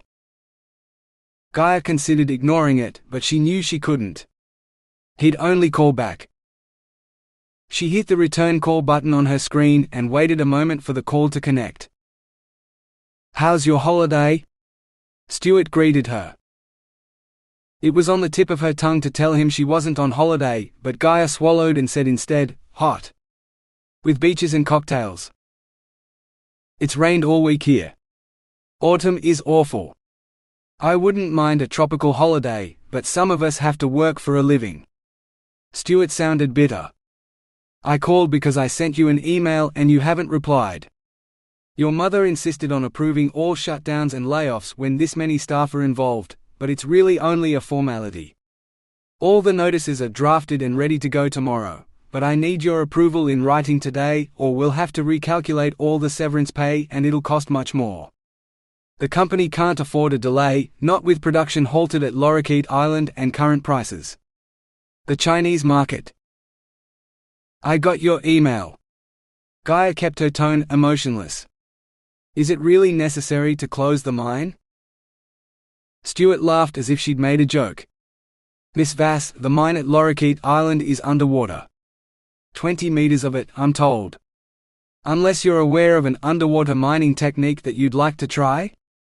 More condescending laughter. "That won't change our need to let the current staff go. None of them are trained in your magical new technology." Gaia gritted her teeth. "I'll give you a response by the end of the day. Is there anything else I should know?" "Nothing worth bothering you about while you're on holiday. Just leave the business of running the company to me." She'd had enough of his smooth voice, so she ended the call. Gaia wanted to smash the phone on the floor, but she knew it wouldn't help. It was Stuart's face she wanted to smash, and she'd never do anything so crass. No, the only way to get rid of him was to force him into early retirement. Why couldn't Stuart have been the one to succumb to a heart attack in his sleep, instead of Morrigan? Then she wouldn't have to worry about what to do with the contract sitting on her dining table. For Mother, the answer would have been simple: the company came first. Always. But Mother had never wanted a man as much as Gaia wanted Jay Felix right now. She would never have understood. What she wouldn't give to have someone to talk to about these things, but billionaires didn't have friends like ordinary people. They had staff, and they had family. So Gaia called the only member of her family left. 45. Hello, Daddy. Hi, sweetheart. How are you holding up? Gaia took a deep breath, then counted to 5 as she released it slowly. I wish Mother was still alive. Me too. She was taken too young. He cleared his throat. I thought it'd be me to go first, not her. Gaia felt like someone had punched her in the stomach. Oh no, Daddy. I couldn't bear to lose you. Then I wouldn't have anyone to talk to. She swallowed. I wish you'd come to the funeral. You know she wouldn't have wanted me there. She knew, but that didn't mean she understood. Why? I know you two didn't get along and you parted ways so many years ago. I barely remember the two of you in the same house together, but it's not like she would have actually seen you. I wanted you there. Her voice was plaintive. Yes, even weak, but her father was the only person who would never take advantage of her weakness. He loved her. A sigh. I know, sweetheart, but I'd like to think that there's something after death, and Maury, it's what she would have wanted. She wanted no further contact with me, and I respected that, even though I didn't like it. Maury. Only Chris Gray had ever called her mother that. Morrigan had never referred to him by name, as far back as Gaia could remember. He'd always been your father, on the rare occasions when the words had issued from Morrigan's pursed lips. Why, Daddy? She'd asked him so many times why her mother hadn't allowed her to spend much time with her father, but he'd never answered. Not properly, anyway. Until she turned 18, he'd been allowed to send her birthday and Christmas presents, and occasionally there'd been a telephone call. Now the calls were more frequent, but it didn't make up for the years she hadn't seen him. Because your mother didn't want me to corrupt you with what she called my sentimentality. You needed to be one of the best business minds in the world to be able to manage her company in the years ahead, and that meant hard thinking. She said I'd make you soft. He laughed. Talk about switching gender roles. Boys used to be taken from their mothers to be trained as warriors, future fighting men who showed no weakness. But Maury always got her way, and it was the same with you. She wanted her hard little chairman in training, and I knew it was the best way to help you with your financial future, so I stayed away. She could make you one of the richest women in the world, just like her. Maury and I both wanted the best for you. Is financial security such a bad thing? It's harder to be happy without it. It's hard to be happy at all, Gaia said. What's wrong, sweetheart? With Mother gone, everything falls to me. The company dealing with that odious managing director, and there was an accident at one of the mines. Chris made sympathetic noises. So the seawall at Lorikeet Island finally gave way? It was only a matter of time. I told your mother she needed to do something about it. So did James Stewart, but she didn't like listening. Sometimes you have to think longer term than the next ore shipment. Gaia found herself nodding. What should I do, Daddy? You're asking me? I've never managed a mine, sweetheart. I'm better sticking to real estate and property management. But if you were one of my clients who just lost a building in some sort of disaster, I'd ask you, can you rebuild? Well, yes, but does it make financial sense to rebuild? Chris interrupted. When there was that big earthquake in Christchurch a few years back, one of my clients did lose a substantial high-rise. Insurance would have covered the cost of rebuilding, but building approval would take a long time, and he wouldn't receive any of the rental income from the tenants whose building had come down until the new one was finished. He invested his money elsewhere instead and sold the Christchurch property, or what was left of it. The new investment in Perth, it doubled in value in that time, all the while bringing in a steady rental income. Sometimes you have to cut your losses to see a profit. Have you even seen Lorikeet Island? Yes. I'm out in the Buccaneer archipelago now, on one of the nearby islands where there's a resort. We flew out there a few days ago and it's a mess. There's nothing left of the sea wall. The airstrip's gone and buried most of the mining camp, and the port's cut off from the island by the deep water over what used to be the mine. She drew a deep breath. But Mother said of all the assets she owned, she'd never lose Lorikeet Island. It was our luck. Chris chuckled. Maury always was superstitious. She hated black cats and ladders and spilling salt. I remember her crossing the street to get away from a cat once. It wasn't even black. Sort of a mottled black and brown moggy. But she wouldn't take the risk, so across the road she went. But it was where grandfather first made the family fortune. That made it special. Even in Gaia's ears the reasoning sounded weak. Funny. It never had when Morrigan had said it. Sounds like Maury being sentimental when she swore she was hard as nails. Your first investment is just a stepping stone to the next, nothing more. Did you keep your first? Gaia pressed. Chris cleared his throat. Stalling perhaps. I kept it for 20 years, and then an opportunity arose to sell that was too good to pass up. A development nearby needed the land and my little townhouses were in the way. They offered me market value at first, but I knew the development couldn't go ahead if they didn't have my land. All the other homeowners sold up quickly, wanting to get away before construction started, but I held on. I still had tenants paying rent, and the developers had investors clamoring about the delays. It took weeks of back-and-forth phone calls, but I finally settled for 3 times their value. They were just a bunch of old townhouses, ripe for renovation or demolition in this case. And it was good business. So you'd advise me to sell Lorikeet Island? Who to? Do you have a buyer lined up? Gaia chewed on the corner of her broken nail, one of yesterday's many casualties. No. I don't think anyone would buy it right now. With the decline in the Chinese yuan and the plummeting iron ore prices, we've had to cut production everywhere else. We kept Lorikeet open of course, but now… She sighed. I wish I was more like Mother, or that she was here. She'd know what to do. Maybe. Maybe not too. Seems to me her bad decisions are what resulted in this mess. You need a different kind of thinking to get out of it. You might be exactly what the company needs. His tone softened. You always had a plan, sweetheart, and I'm sure you have one now. Tell me, what do you intend to do? Gaia thought of the contract Jay had signed, sitting on her dining table. I intend to rebuild. With the camp in ruins and the mine underwater, that's a lot harder than I expected. We'll need alternate accommodation during construction. Something ready-made and nearby. Like the resort I'm staying at now. Jay's resort. Resorts aren't cheap, Chris said, especially if it's a luxury one. I saw one at a trade show this week asking $1,000 a night for one of the most basic rooms on the island, with the more upmarket accommodation at up to 10 times that in peak season. Some gimmicky name too, Romance or Valentine Island or something.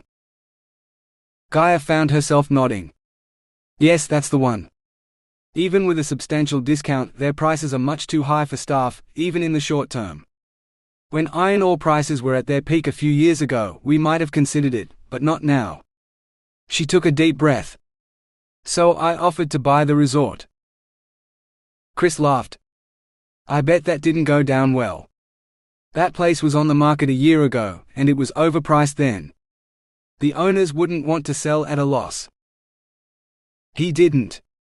When I explained to him that his property value would go down with the increased shipping traffic from the upgraded mine, and he'd be better off selling, he laughed.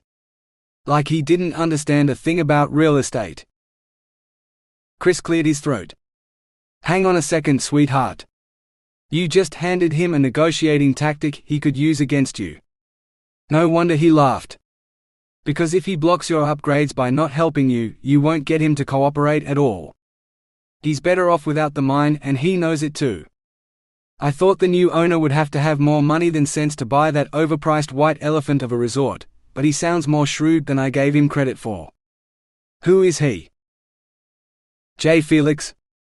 Even as his name left her lips, Gaia's tummy flipped. Chris swore. The rock star? If I didn't know him, I'd definitely have said he had more money than sense. The guy's loaded, with fans buying everything he puts out. And he's got a real estate profile that rivals mine, because that's where he puts all his money. He beat me to a Melbourne property I had my eye on too. Or at least, his investment advisors did. He might be a prize peacock, but whoever handles his investments doesn't play around. They won't let him sign a deal that doesn't bring him a hefty return. Dread curled its tendrils down her throat. The contract he'd signed last night. Was it the same one her legal team had drawn up, or something else? Was that why he'd signed it so easily? She crossed to the table and flipped feverishly through the pages. No, it looked exactly like the one she'd printed. None of this made any sense. Maybe he really had been drunk last night. Drunk enough to sign away the resort he loved. Could she truly take this place away from him? Daddy, what if I changed my mind and decided not to buy the resort after all? Then I think you'd be making a wise decision. If you get into a financial fight with that man, you won't win. Chris sucked in a breath. Why would you change your mind though?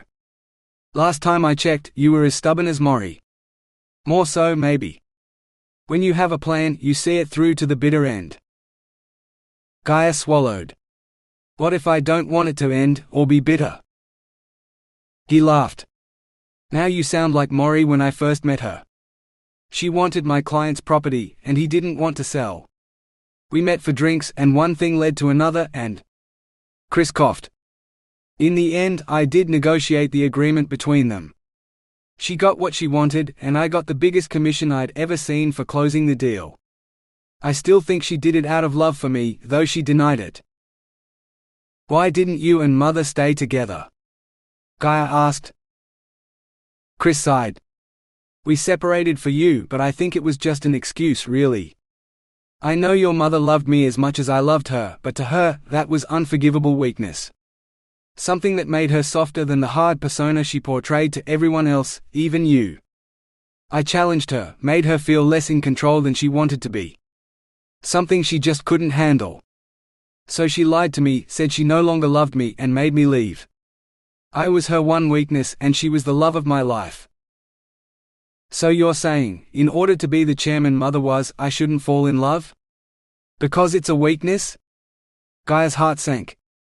Her mother had said such things many times, but to hear it from her father too.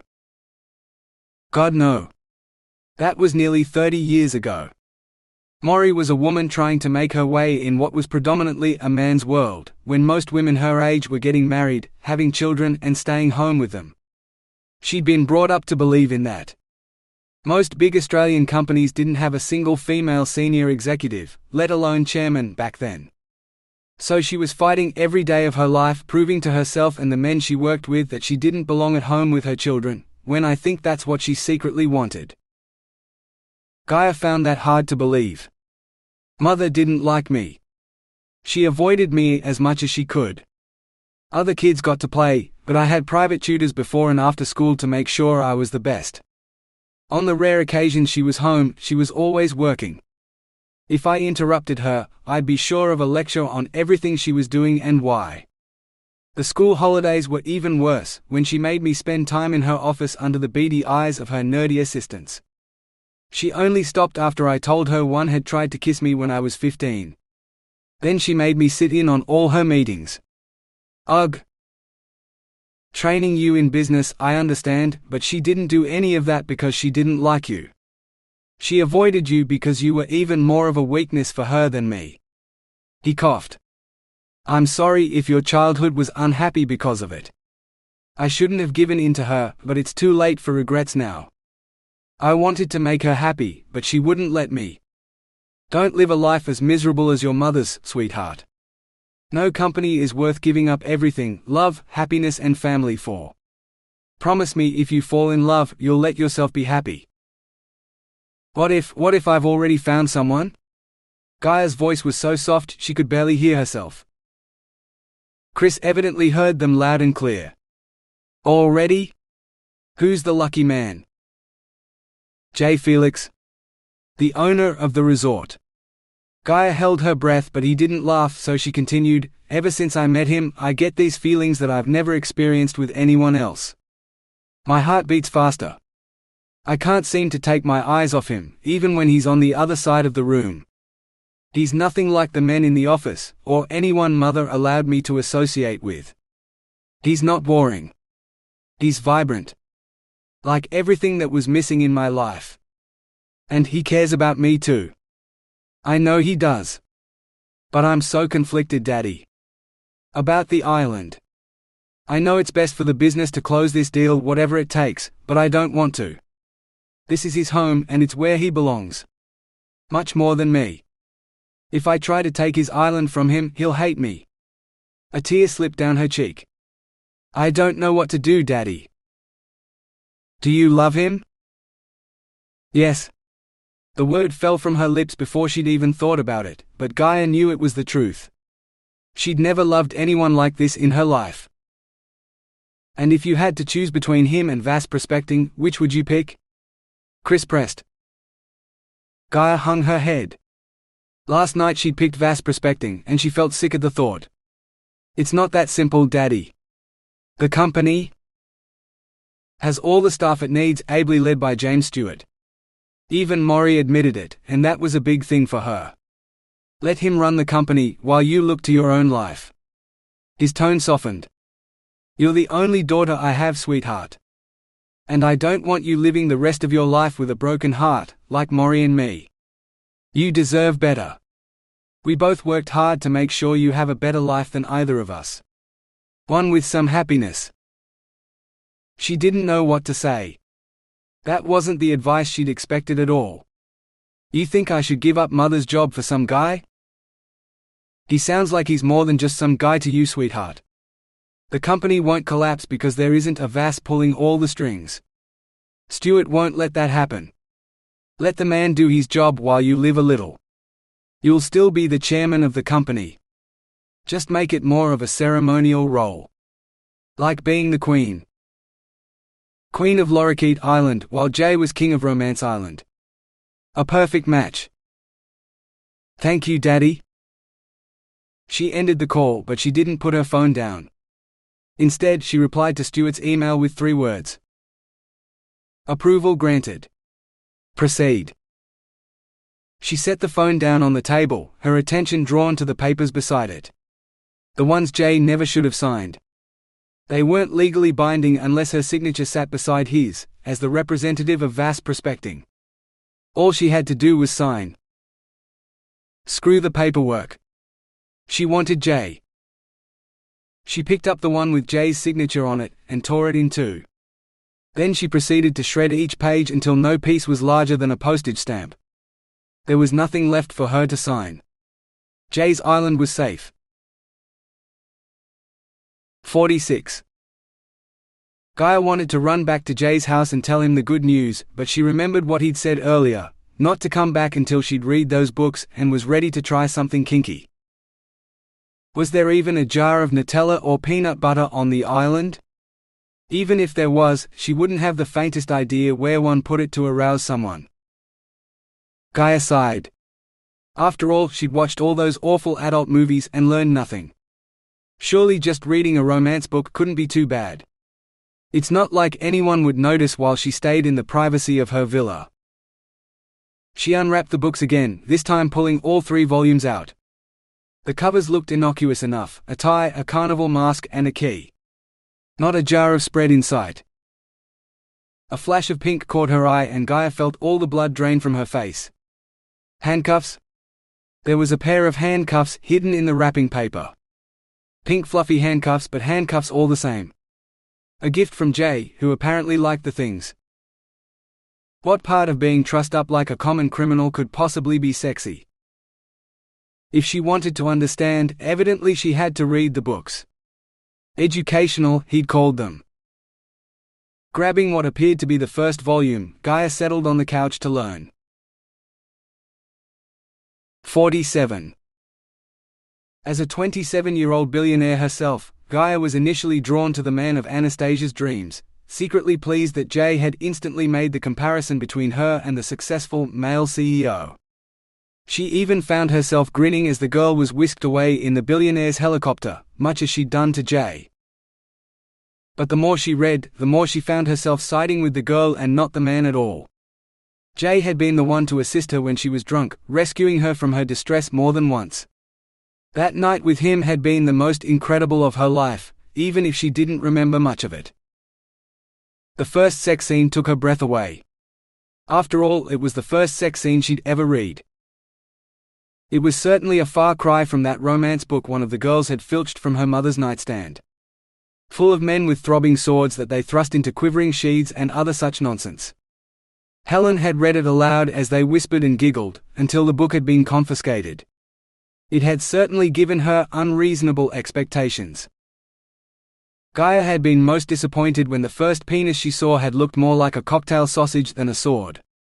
Of course, it had certainly felt sharp enough when he jabbed it inside her on the 5th or 6th clumsy try.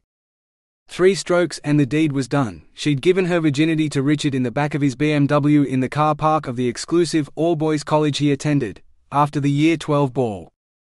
His school and hers had merged for the ball, and for a few minutes so had they, before he'd sent the used condom sailing out the window into the night. Revolted by the whole experience, she'd pulled her knickers up and insisted he drive her home, where she'd spent an hour in the shower, scrubbing away the feel of his touch. She hadn't seen him again. She certainly hadn't wanted more sex from the boy. Could a girl's first time really be as good as the one in the book? Gaia's certainly hadn't been. In fact, she'd never enjoyed herself for more than 5 minutes with a man before she'd spent the night with Jay. Did Jay have some secret superpower that allowed him to give pleasure for hours, or had she simply never met a man who knew what he was doing until Jay? The billionaire in this book certainly knew what he wanted, and how to give and receive pleasure. He had the girl biting her lip, clenching her core and drooling over every inch of him even before he got undressed. Just like Jay. For the first time, she wondered if oral sex really was as awful as it looked in adult films. The book made it sound desirable, like sucking on a popsicle. And if Jay did it to her? Idly, she wondered if Jay owned a tie. Not necessarily one like on the cover of the book, but something tie-shaped that he could maybe tie her wrists with, to see if she liked it. No, he probably didn't. She was surprised the man owned shoes. Sighing, she read on. Reading the contract made her squirm as it reminded her of her own preoccupation with paperwork.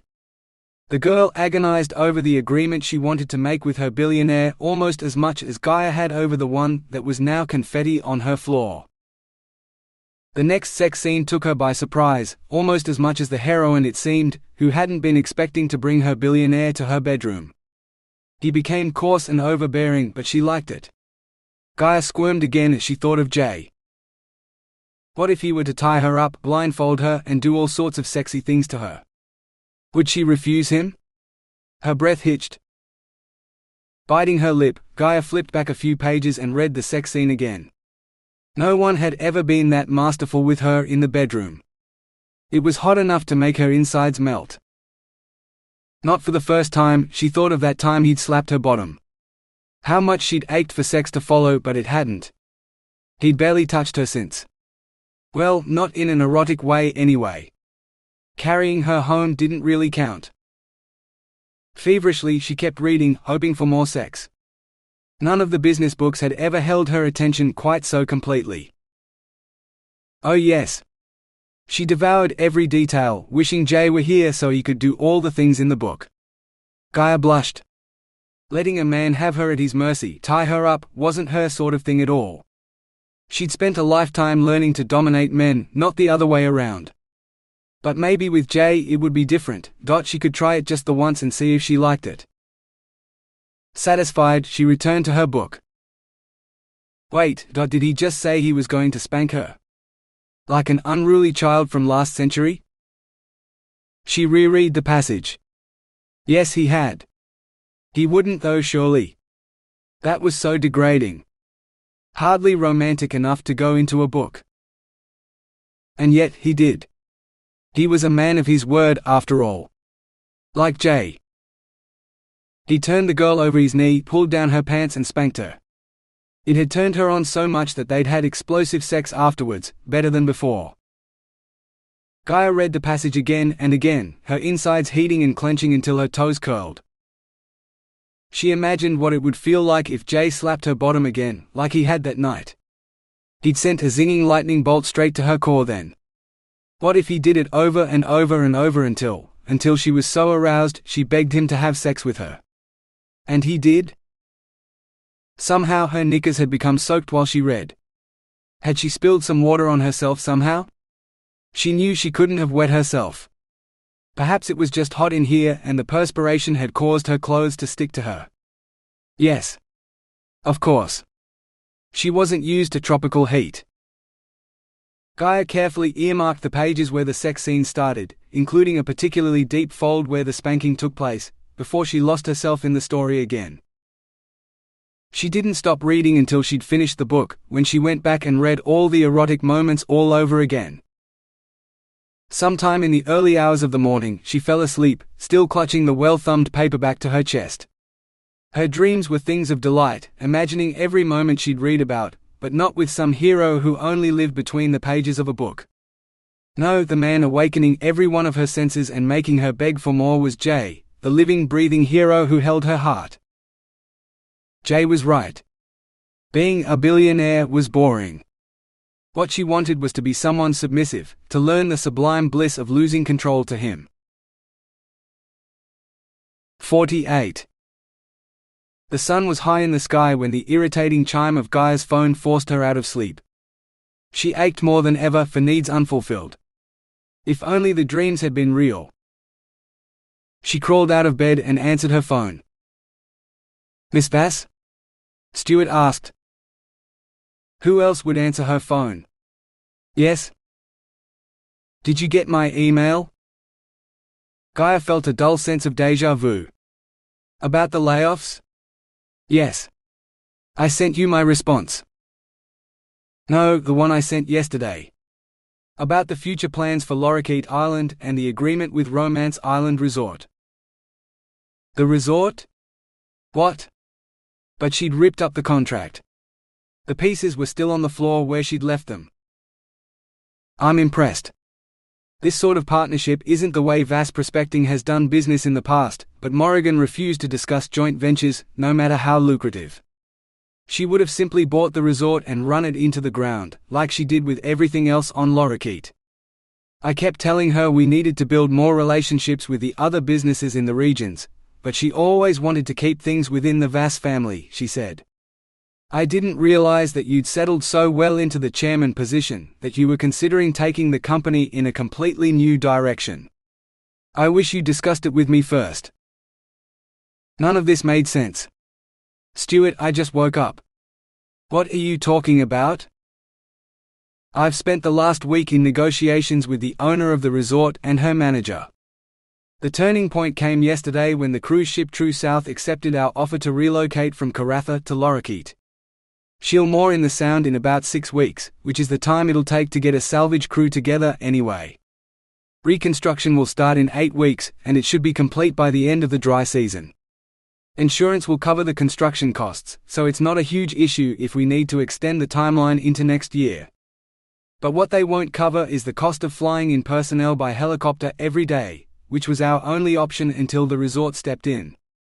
This year, they'll be running a shuttle service from the mainland to the island for day trippers, with some cruises around the archipelago.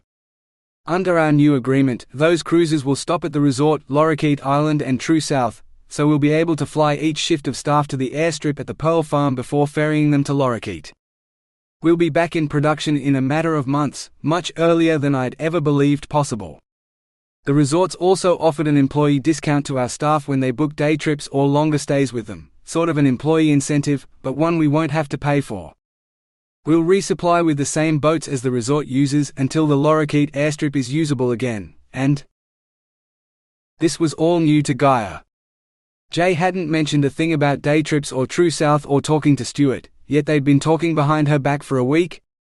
Who told you all this? Stuart laughed. As if you didn't know. This is all you're doing, even if you left the details to Zahn and me. Joanne said you and her brother cooked this up. And here I thought you were just having a holiday, and some sort of holiday fling. Zahn and Joanne set me straight. Names that meant nothing to Gaia. Oh, perhaps Zahn. She was the hotel manager, wasn't she? But Gaia couldn't recall a Joanne. Wait, brother. Did Jay have a sister? Surely he'd mentioned her once or twice. Something about slapping and helicopters? The corresponding flashback Gaia's mind brought up involved slapping, but the only woman in her dream had been herself, not someone else's sister. Incest. Ugh. I'm surprised you had time, what with your engagement and all. It's been all over the gossip magazines, Stuart finished. Ah yes. That. Gaia coughed, glad the voice only call hid her flushed cheeks. Leaking the news about a fake engagement had been Stephanie's idea. Coupled with the photos, she was sure it would qualify as a cover story, and she'd been right. Now she wished more than ever that the story was true. Anyway, I don't want to keep you. I just wanted to let you know that we've finalized the details, and the whole agreement's in your inbox when you have time to read it.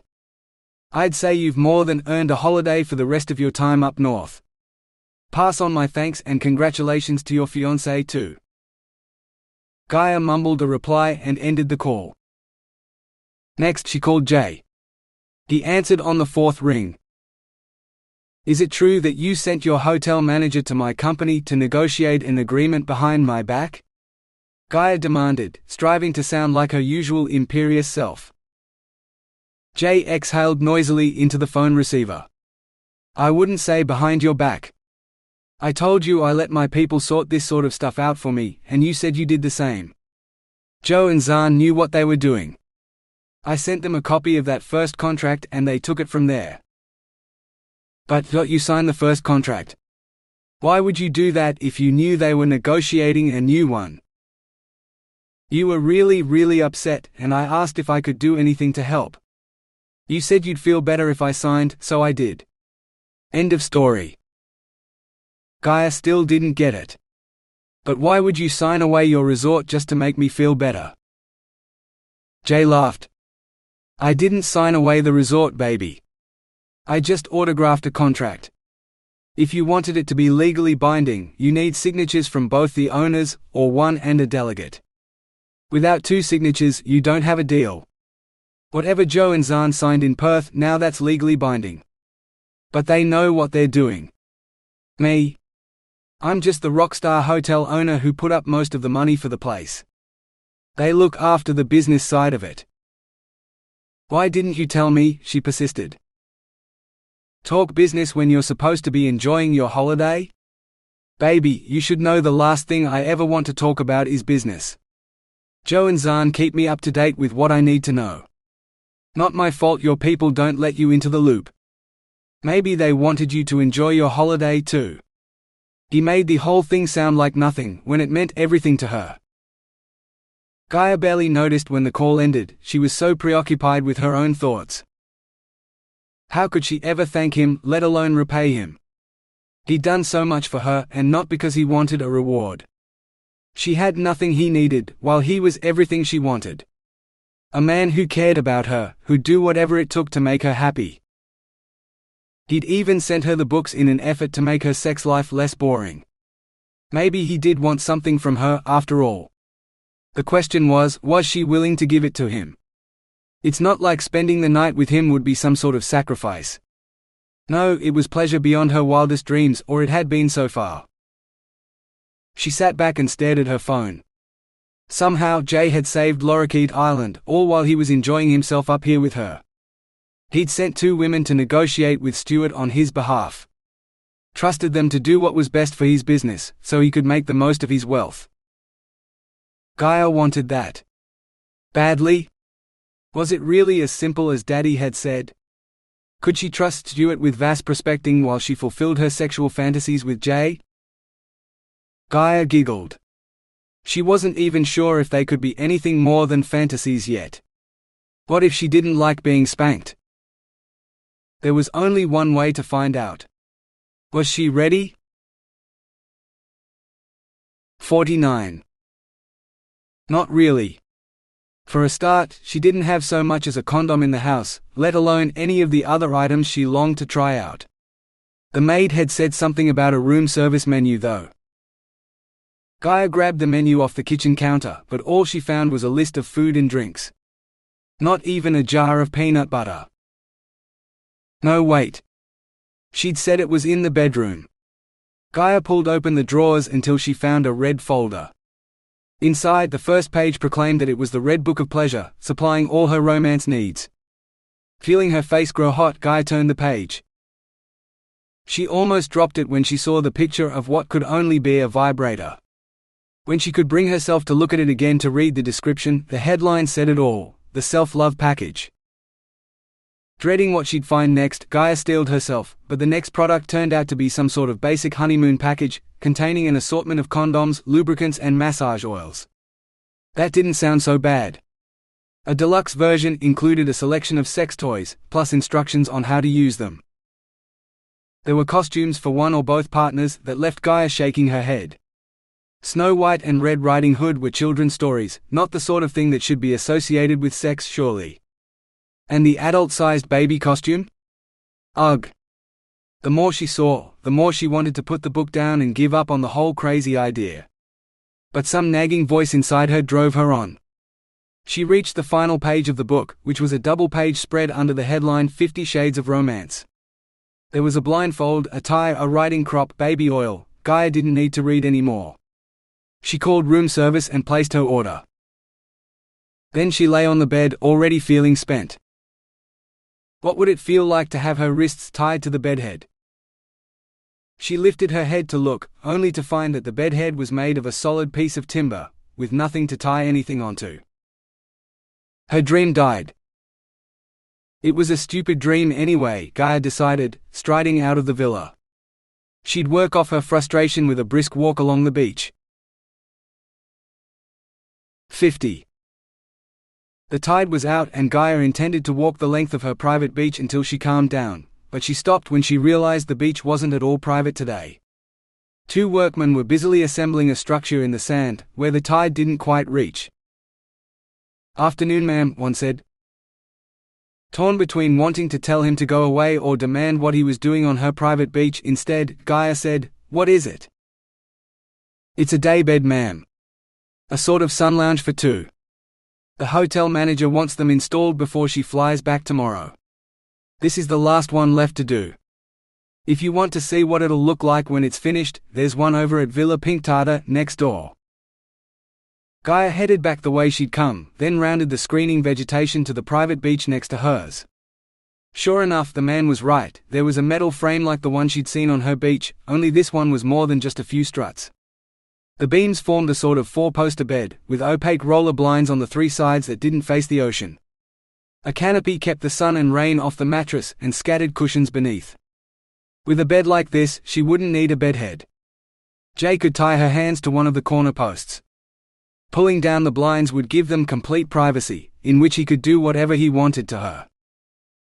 Now all she had to do was wait until the workmen were finished with her private playground. She marched back to her villa and sat on the veranda, where she could watch the men at work. They were constructing her fantasy, after all. She couldn't wait to tell Jay. 51. "Meet me at my private beach in an hour," Gaia told Jay, her voice breathless with excitement. Her mood wavered between thrilled and terrified. Thrilled at the thought of what Jay would do to her, and terrified of what she might feel. The room service basket had arrived, but the wave of panic that had washed over her at the sight of so many things she had no idea what to do with made her set it aside without opening it. Once she'd experimented a little with Jay on the beach, if she liked it, she'd bring him back here to play some more. "I've arranged a surprise to thank you for everything you've done." "Will there be handcuffs?" "There better be handcuffs, baby, because if this is another get drunk, lie back and be boring seduction like the last few times, you can just say thank you over the phone now and I'm good," Jay drawled. "It'll be different. I promise." She hung up before she spoiled the surprise and told him what she had planned. Handcuffs. She had to find the fluffy ones he'd given her. The maid had come to tidy the place already, so the ripped-up contract and the wrapping paper had vanished too. Gaia prayed she hadn't thrown out the handcuffs along with the wrapping as she desperately searched the house. If she couldn't find them, she'd need to ring room service again to get a replacement. Trying not to blush when the first order had arrived had been hard enough, but to have to face the waiter again for another one, Gaia shuddered. But the cuffs were nowhere to be found. Not on the dining table and not on the floor. Had the maid taken them for herself? Maybe she would be better off buying a new pair from room service. At least they'd be clean. Gaia surrendered and opened the drawer containing the red book. Resting on top of it were the pink cuffs. She almost cried in relief. Next, she had to choose the right clothes. Of course, she intended to remove them as soon as possible, but she had no intention of showing up that way. Imagine walking around the resort naked. Not even Jay would be daring enough to do such a thing. Something easy to remove, she decided. Anything from the resort collection would do, but she wanted something a little bit sexy too. Not too revealing. Something demure. Gaia settled for a halter neck dress, tying the straps in a bow at the nape of her neck. There. She was properly gift-wrapped. On her way out, she grabbed the ice bucket full of supplies for the evening. Enough to do them for an hour or two before returning to her villa for more. The sand was soft beneath her sandaled feet, dried to powder in the afternoon sun as it waited for the tide to come back to caress it. She knew exactly how it felt. Her sunbed was waiting for her, now as complete as the one next door, with cream and grey cushions piled on the grey mattress. Gaia set the ice bucket on a shelf that seemed made for it, perhaps it was. She let down the blinds which billowed a little in the breeze. A quick check reassured her that the filmy fabric hid the bed from sight. The only way to see in was to stand directly in front, between the bed and the ocean. Jay wouldn't see what awaited him until he was almost close enough to touch. The scrunch of footsteps on the sand made her check her watch. Her hour was almost up and Jay was on time for once. Her heart beat frantically in her chest. Could she do this? Maybe if she had a drink to settle her nerves. She poured champagne into 2 glasses, downing the contents of one before refilling it. Gaia reached for the handcuffs and fastened them around her left wrist. Burying her restrained hand amid the cushions, she struck a pose on the edge of the bed, with her legs crossed and peeping out from the end. She reached for the glass, holding it in her free hand as she waited for Jay. She didn't have to wait long. Before she could even see him, he called. Someone said something about handcuffs. I did, yes. Wine, she offered, holding out her glass. Jay stepped into view. Wearing nothing but a pair of low-slung shorts, he looked as succulent as the moment she first met him. Everything she'd ever wanted. Yours is over there. She pointed at a glass on the ledge near the head of the bed, which he'd have to crawl across the mattress to reach. He didn't move. You going to get it for me? You're closer. Gaia felt an unfamiliar urge to obey, just like the girl in the book. But that wasn't part of her plan. Under cover of the cushions, she snaked the cuffs around one of the bedposts, then clipped the other cuff around her right wrist. She lifted her restrained wrists, the chain tinkling against the bedpost. I can't. I'm a little tied up right now. Jay grinned. Like that, is it? This'll be interesting. He bounced onto the bed beside her and scrambled up to grab his glass. Gaia hadn't thought this through properly. Drinking her champagne while wearing handcuffs was a lot harder than she thought it would be. When she finally managed to bring her lips to the glass, she drained it, then threw it on the sand. The bubbles burned in her blood, making her lightheaded as she moved onto her hands and knees, facing away from Jay. Those look new. His fingers slid beneath the waistband of her knickers and pinged the elastic against her hip. Pleasure zinged straight to Gaia's core at the sting. Now she was glad she'd worn the skimpy underwear, though she'd never liked G-strings before. I wore them for you. I know what I want now. Really?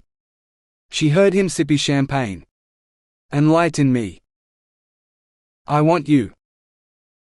He snorted. I could have guessed that for myself. Gaia bit her lip. I want you to spank me. I've been a bad girl. Oh yeah? And then I want you to, she swallowed, struggling to spit out the coarse words, but somehow she managed, fuck me hard. His hand stroked her bottom. You don't sound so sure. I've never wanted anything more than I want this now," she insisted. Was the man going to make her beg? The hand stopped stroking. "So you do this a lot then?" Gaia swallowed. "No. This will be my first time. Go gently with me, please." Silence, then his voice came out low and angry. "So you think I make it a habit of hitting women and having rough sex with them? Have you got Show hiding in the bushes taking pictures again? Did he tell you I like hurting women?" Gaia sagged. "No. I haven't seen the pilot since we flew with him out to the falls together. It's just us out here. You and me. I want you, Jay. I want you to do all the things the billionaire does in the books you gave me. Only, while I'm in bed with you, I don't want to be the billionaire." There. She'd admitted it. "So you want me to rip your clothes off?" Her breathing hitched. "Yes." He undid the dress so the front fell away, baring her breasts. He yanked it over her hips and dragged it down her legs, then threw it onto the sand. "These should go too." He seized the elastic at her waist and pulled until it snapped, the broken end whipping her across the butt cheek.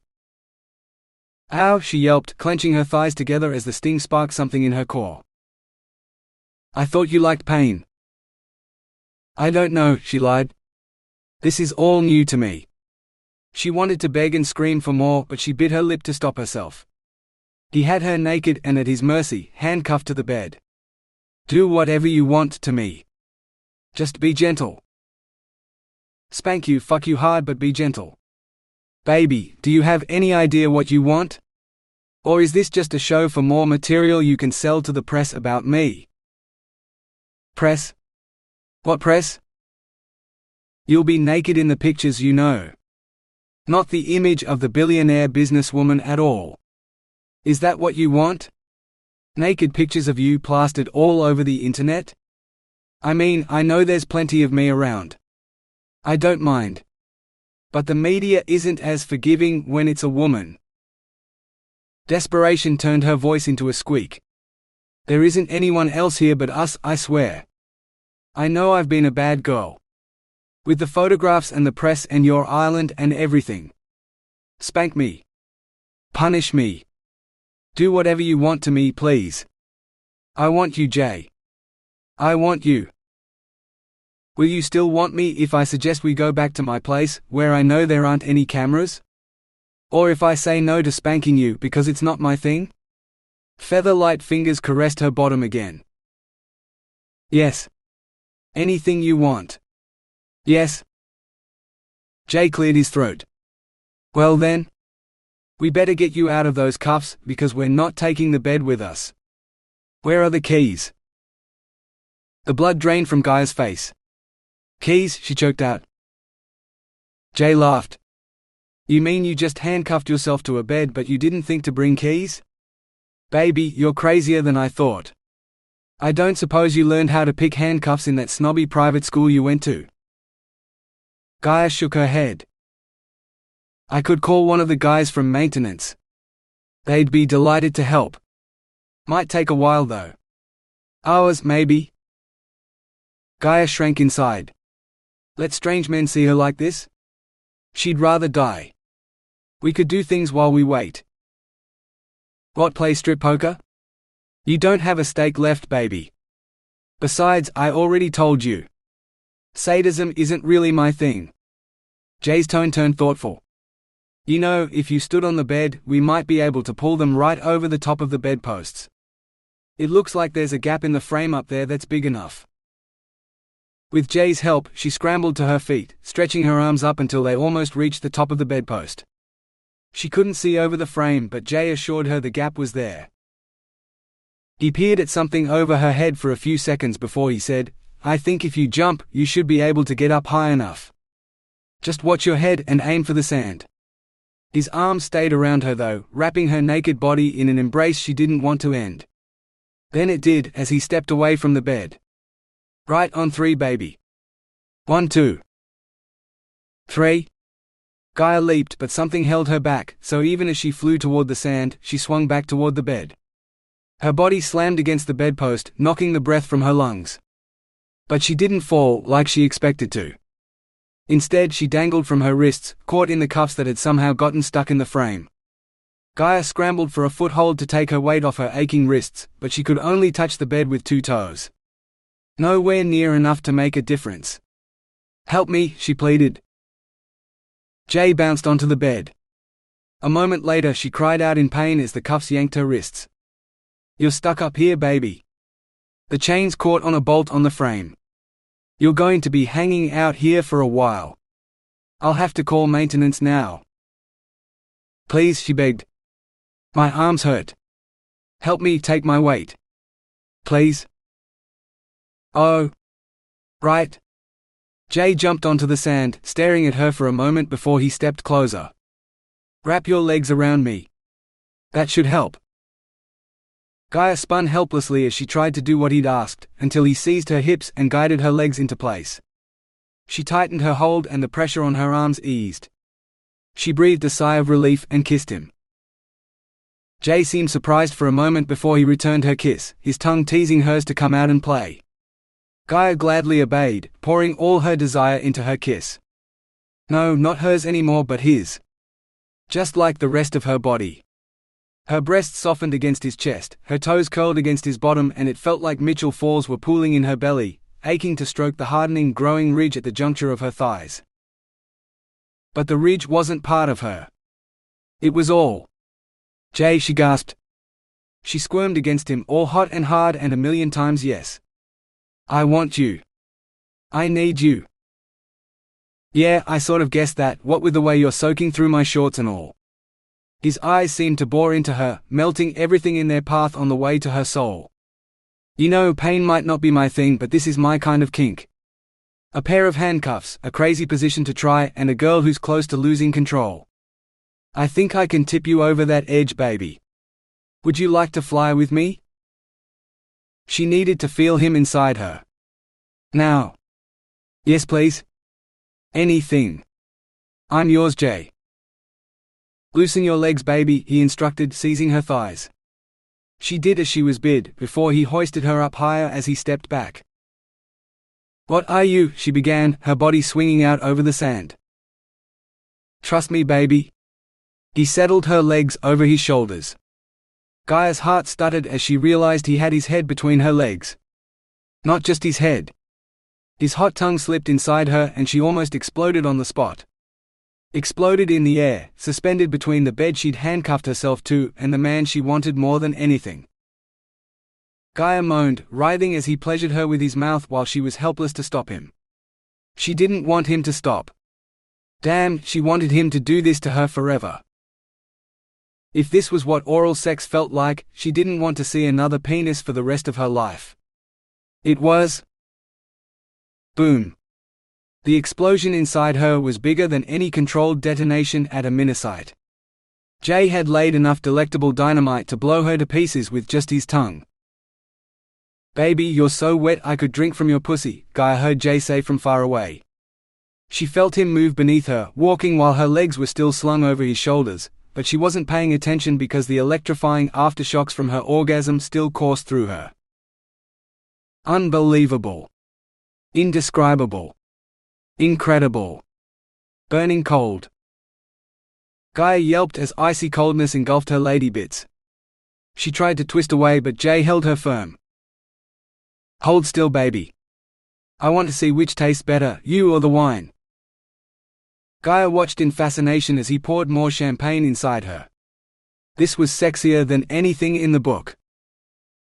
"Would you like a taste, baby?" He didn't wait for her to reply. Instead, he tipped the bottle up to her lips and poured. Champagne trickled into her mouth, but it also ran down her chin, creating a cascade down her breasts in all directions. He poured until the last drops touched her tongue, then he threw the bottle on the sand. Without warning, he turned his own tongue on her super-sensitive lady bits. She moaned louder this time, and not just once either. Every moment she begged him for more pleasure. Every stroke of his tongue sent shockwaves through her desire far more potent than the champagne bubbles bursting in her brain. She shrieked as she came a second time, barely feeling when he lifted her legs off his shoulders and drew them down to his hips again.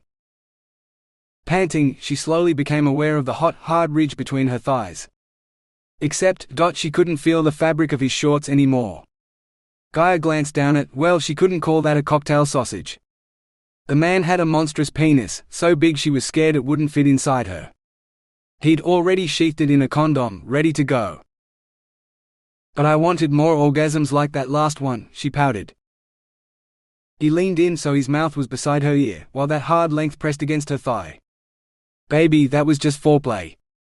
What I can do with my mouth is nothing compared to what you'll feel when I'm buried deep inside you. It's ecstasy, heaven, nirvana, and the best natural high you will ever have. And you will beg for more. Gaia moistened her suddenly dry mouth. Then fuck me. Please? She pressed against him, gasping as she felt him start to slide inside her. God, that felt good. But he didn't give her any more. Not yet. Instead, he walked her forward until her back was pressed against the bedpost, her arms straight up above her head. So that's a yes, he asked. Gaia nodded, gasping as he filled her completely. He fit just fine. So fine. Oh yes, she moaned, squirming. Slowly, steadily he moved, like he was being careful not to hurt her. How does that feel, baby? Faster, she begged. Harder. He mustn't have heard her. He slowed the pace even more, driving deep inside her before withdrawing almost completely. Gaia wiggled, trying to hurry him up. He pinned her hips to the bedpost so she couldn't move them and withdrew. Who's in control here? He demanded, his hands curling around her bottom. You are, she said, sighing in bliss as he filled her again. So I get to call the pace. Unless you want to stop, of course. If you don't want this, just say so. Another toe-curling thrust took her breath away, so it was several seconds before she could gasp out, "Don't stop. Never stop. Oh my God, I love you, Jay." As the sensations built inside her, her words slipped into incoherent moaning, pounded into dust by his relentless pace until he sent her soaring with another screaming orgasm. She became aware of Jay swearing, growling something she couldn't understand until he stilled inside her, his eyes turned heavenward. Gaia smiled. She'd made it as good for him as he had for her. Baby, are those my handcuffs? The ones I gave you? His calm words startled her. She glanced up. Yes. She hadn't been able to bring herself to open any of the items in the kinky gift basket, so this was all she had. Those don't need keys. He reached up and clicked one cuff, then the other. Carefully, he helped her lower her arms to her chest. Still quivering from her massive release, not to mention still impaled by the man who'd given it to her, Gaia wasn't sure whether to be angry or relieved. Did you do that on purpose? Leave me dangling there so long so I'd have sex with you? Jay laughed. Baby, you were begging for it on the bed, remember? I was the one who wanted to go inside. Still do. The sun will go down soon and the crabs will come out. Sex with crabs is not something I want to share with you. Gaia shivered. Did you do that on purpose? She repeated. Jay set her down on the sand, sliding out of her. The incredible sex? Yes. Leave you in handcuffs? No. I forgot. I was kind of distracted. He gestured at her body. Pretty naked girl begging for sex and desperate for me. I couldn't refuse. Gaia beamed. You think I'm pretty? Yeah. With your skin sticky with champagne, your just fucked hair, your face flushed and your voice breathless from screaming my name through the best orgasms of your life, you look real pretty, Gaia. His sincere smile held no trace of laughter. He really meant it. Now, on rare occasions, I have given in to a pretty girl's desires and spanked her, but only in the privacy of my hotel room. So if you're serious about wanting to spend the evening with me and maybe forgive me for forgetting things, would you like to come back to my place tonight? Gaia considered him. Who was she kidding? She couldn't say no to him. Not with the taste of him still on her lips. Only if we bring the handcuffs with us. And stop off at my place for some toys I'd like to try." Jay's eyes lit up. "Toys, him? How can I say no to that? You're on, baby." On top maybe, Gaia thought, then reconsidered. Anywhere Jay wanted her to be, really. Every atom in her body was irrevocably, unbelievably his. Just the way she wanted it to be. 52. Gaia climbed stiffly into the helicopter, wincing as the seat cushioning wasn't quite soft enough beneath her tender behind. Maybe she shouldn't have told Jay about how she'd set the media on his little tart. She considered, then shook her head. She didn't regret it for a moment. Jay's anger had turned his soft pats into stinging slaps that turned her on so much she wanted him to spank her all over again this morning. Now it would be a week before she could sit down without remembering the feeling of his hands on her. Good. As the helicopter rose into the air, her gaze swept the island. Romance Island Resort, where she'd known more romance in one night than she'd seen in a lifetime before it. And she still had 2 books to read, to inspire her to greater, more pleasurable heights she'd never believed possible. All because of Jay Felix, a man like no other. She might be leaving him now, but she'd be back. Nothing would keep her from Jay for long. This has been The Rockstar and the Billionaire. Book 4 in the Romance Island Resort series. Written by Demelza Carlton. Autonarrated by AI Chris from Google.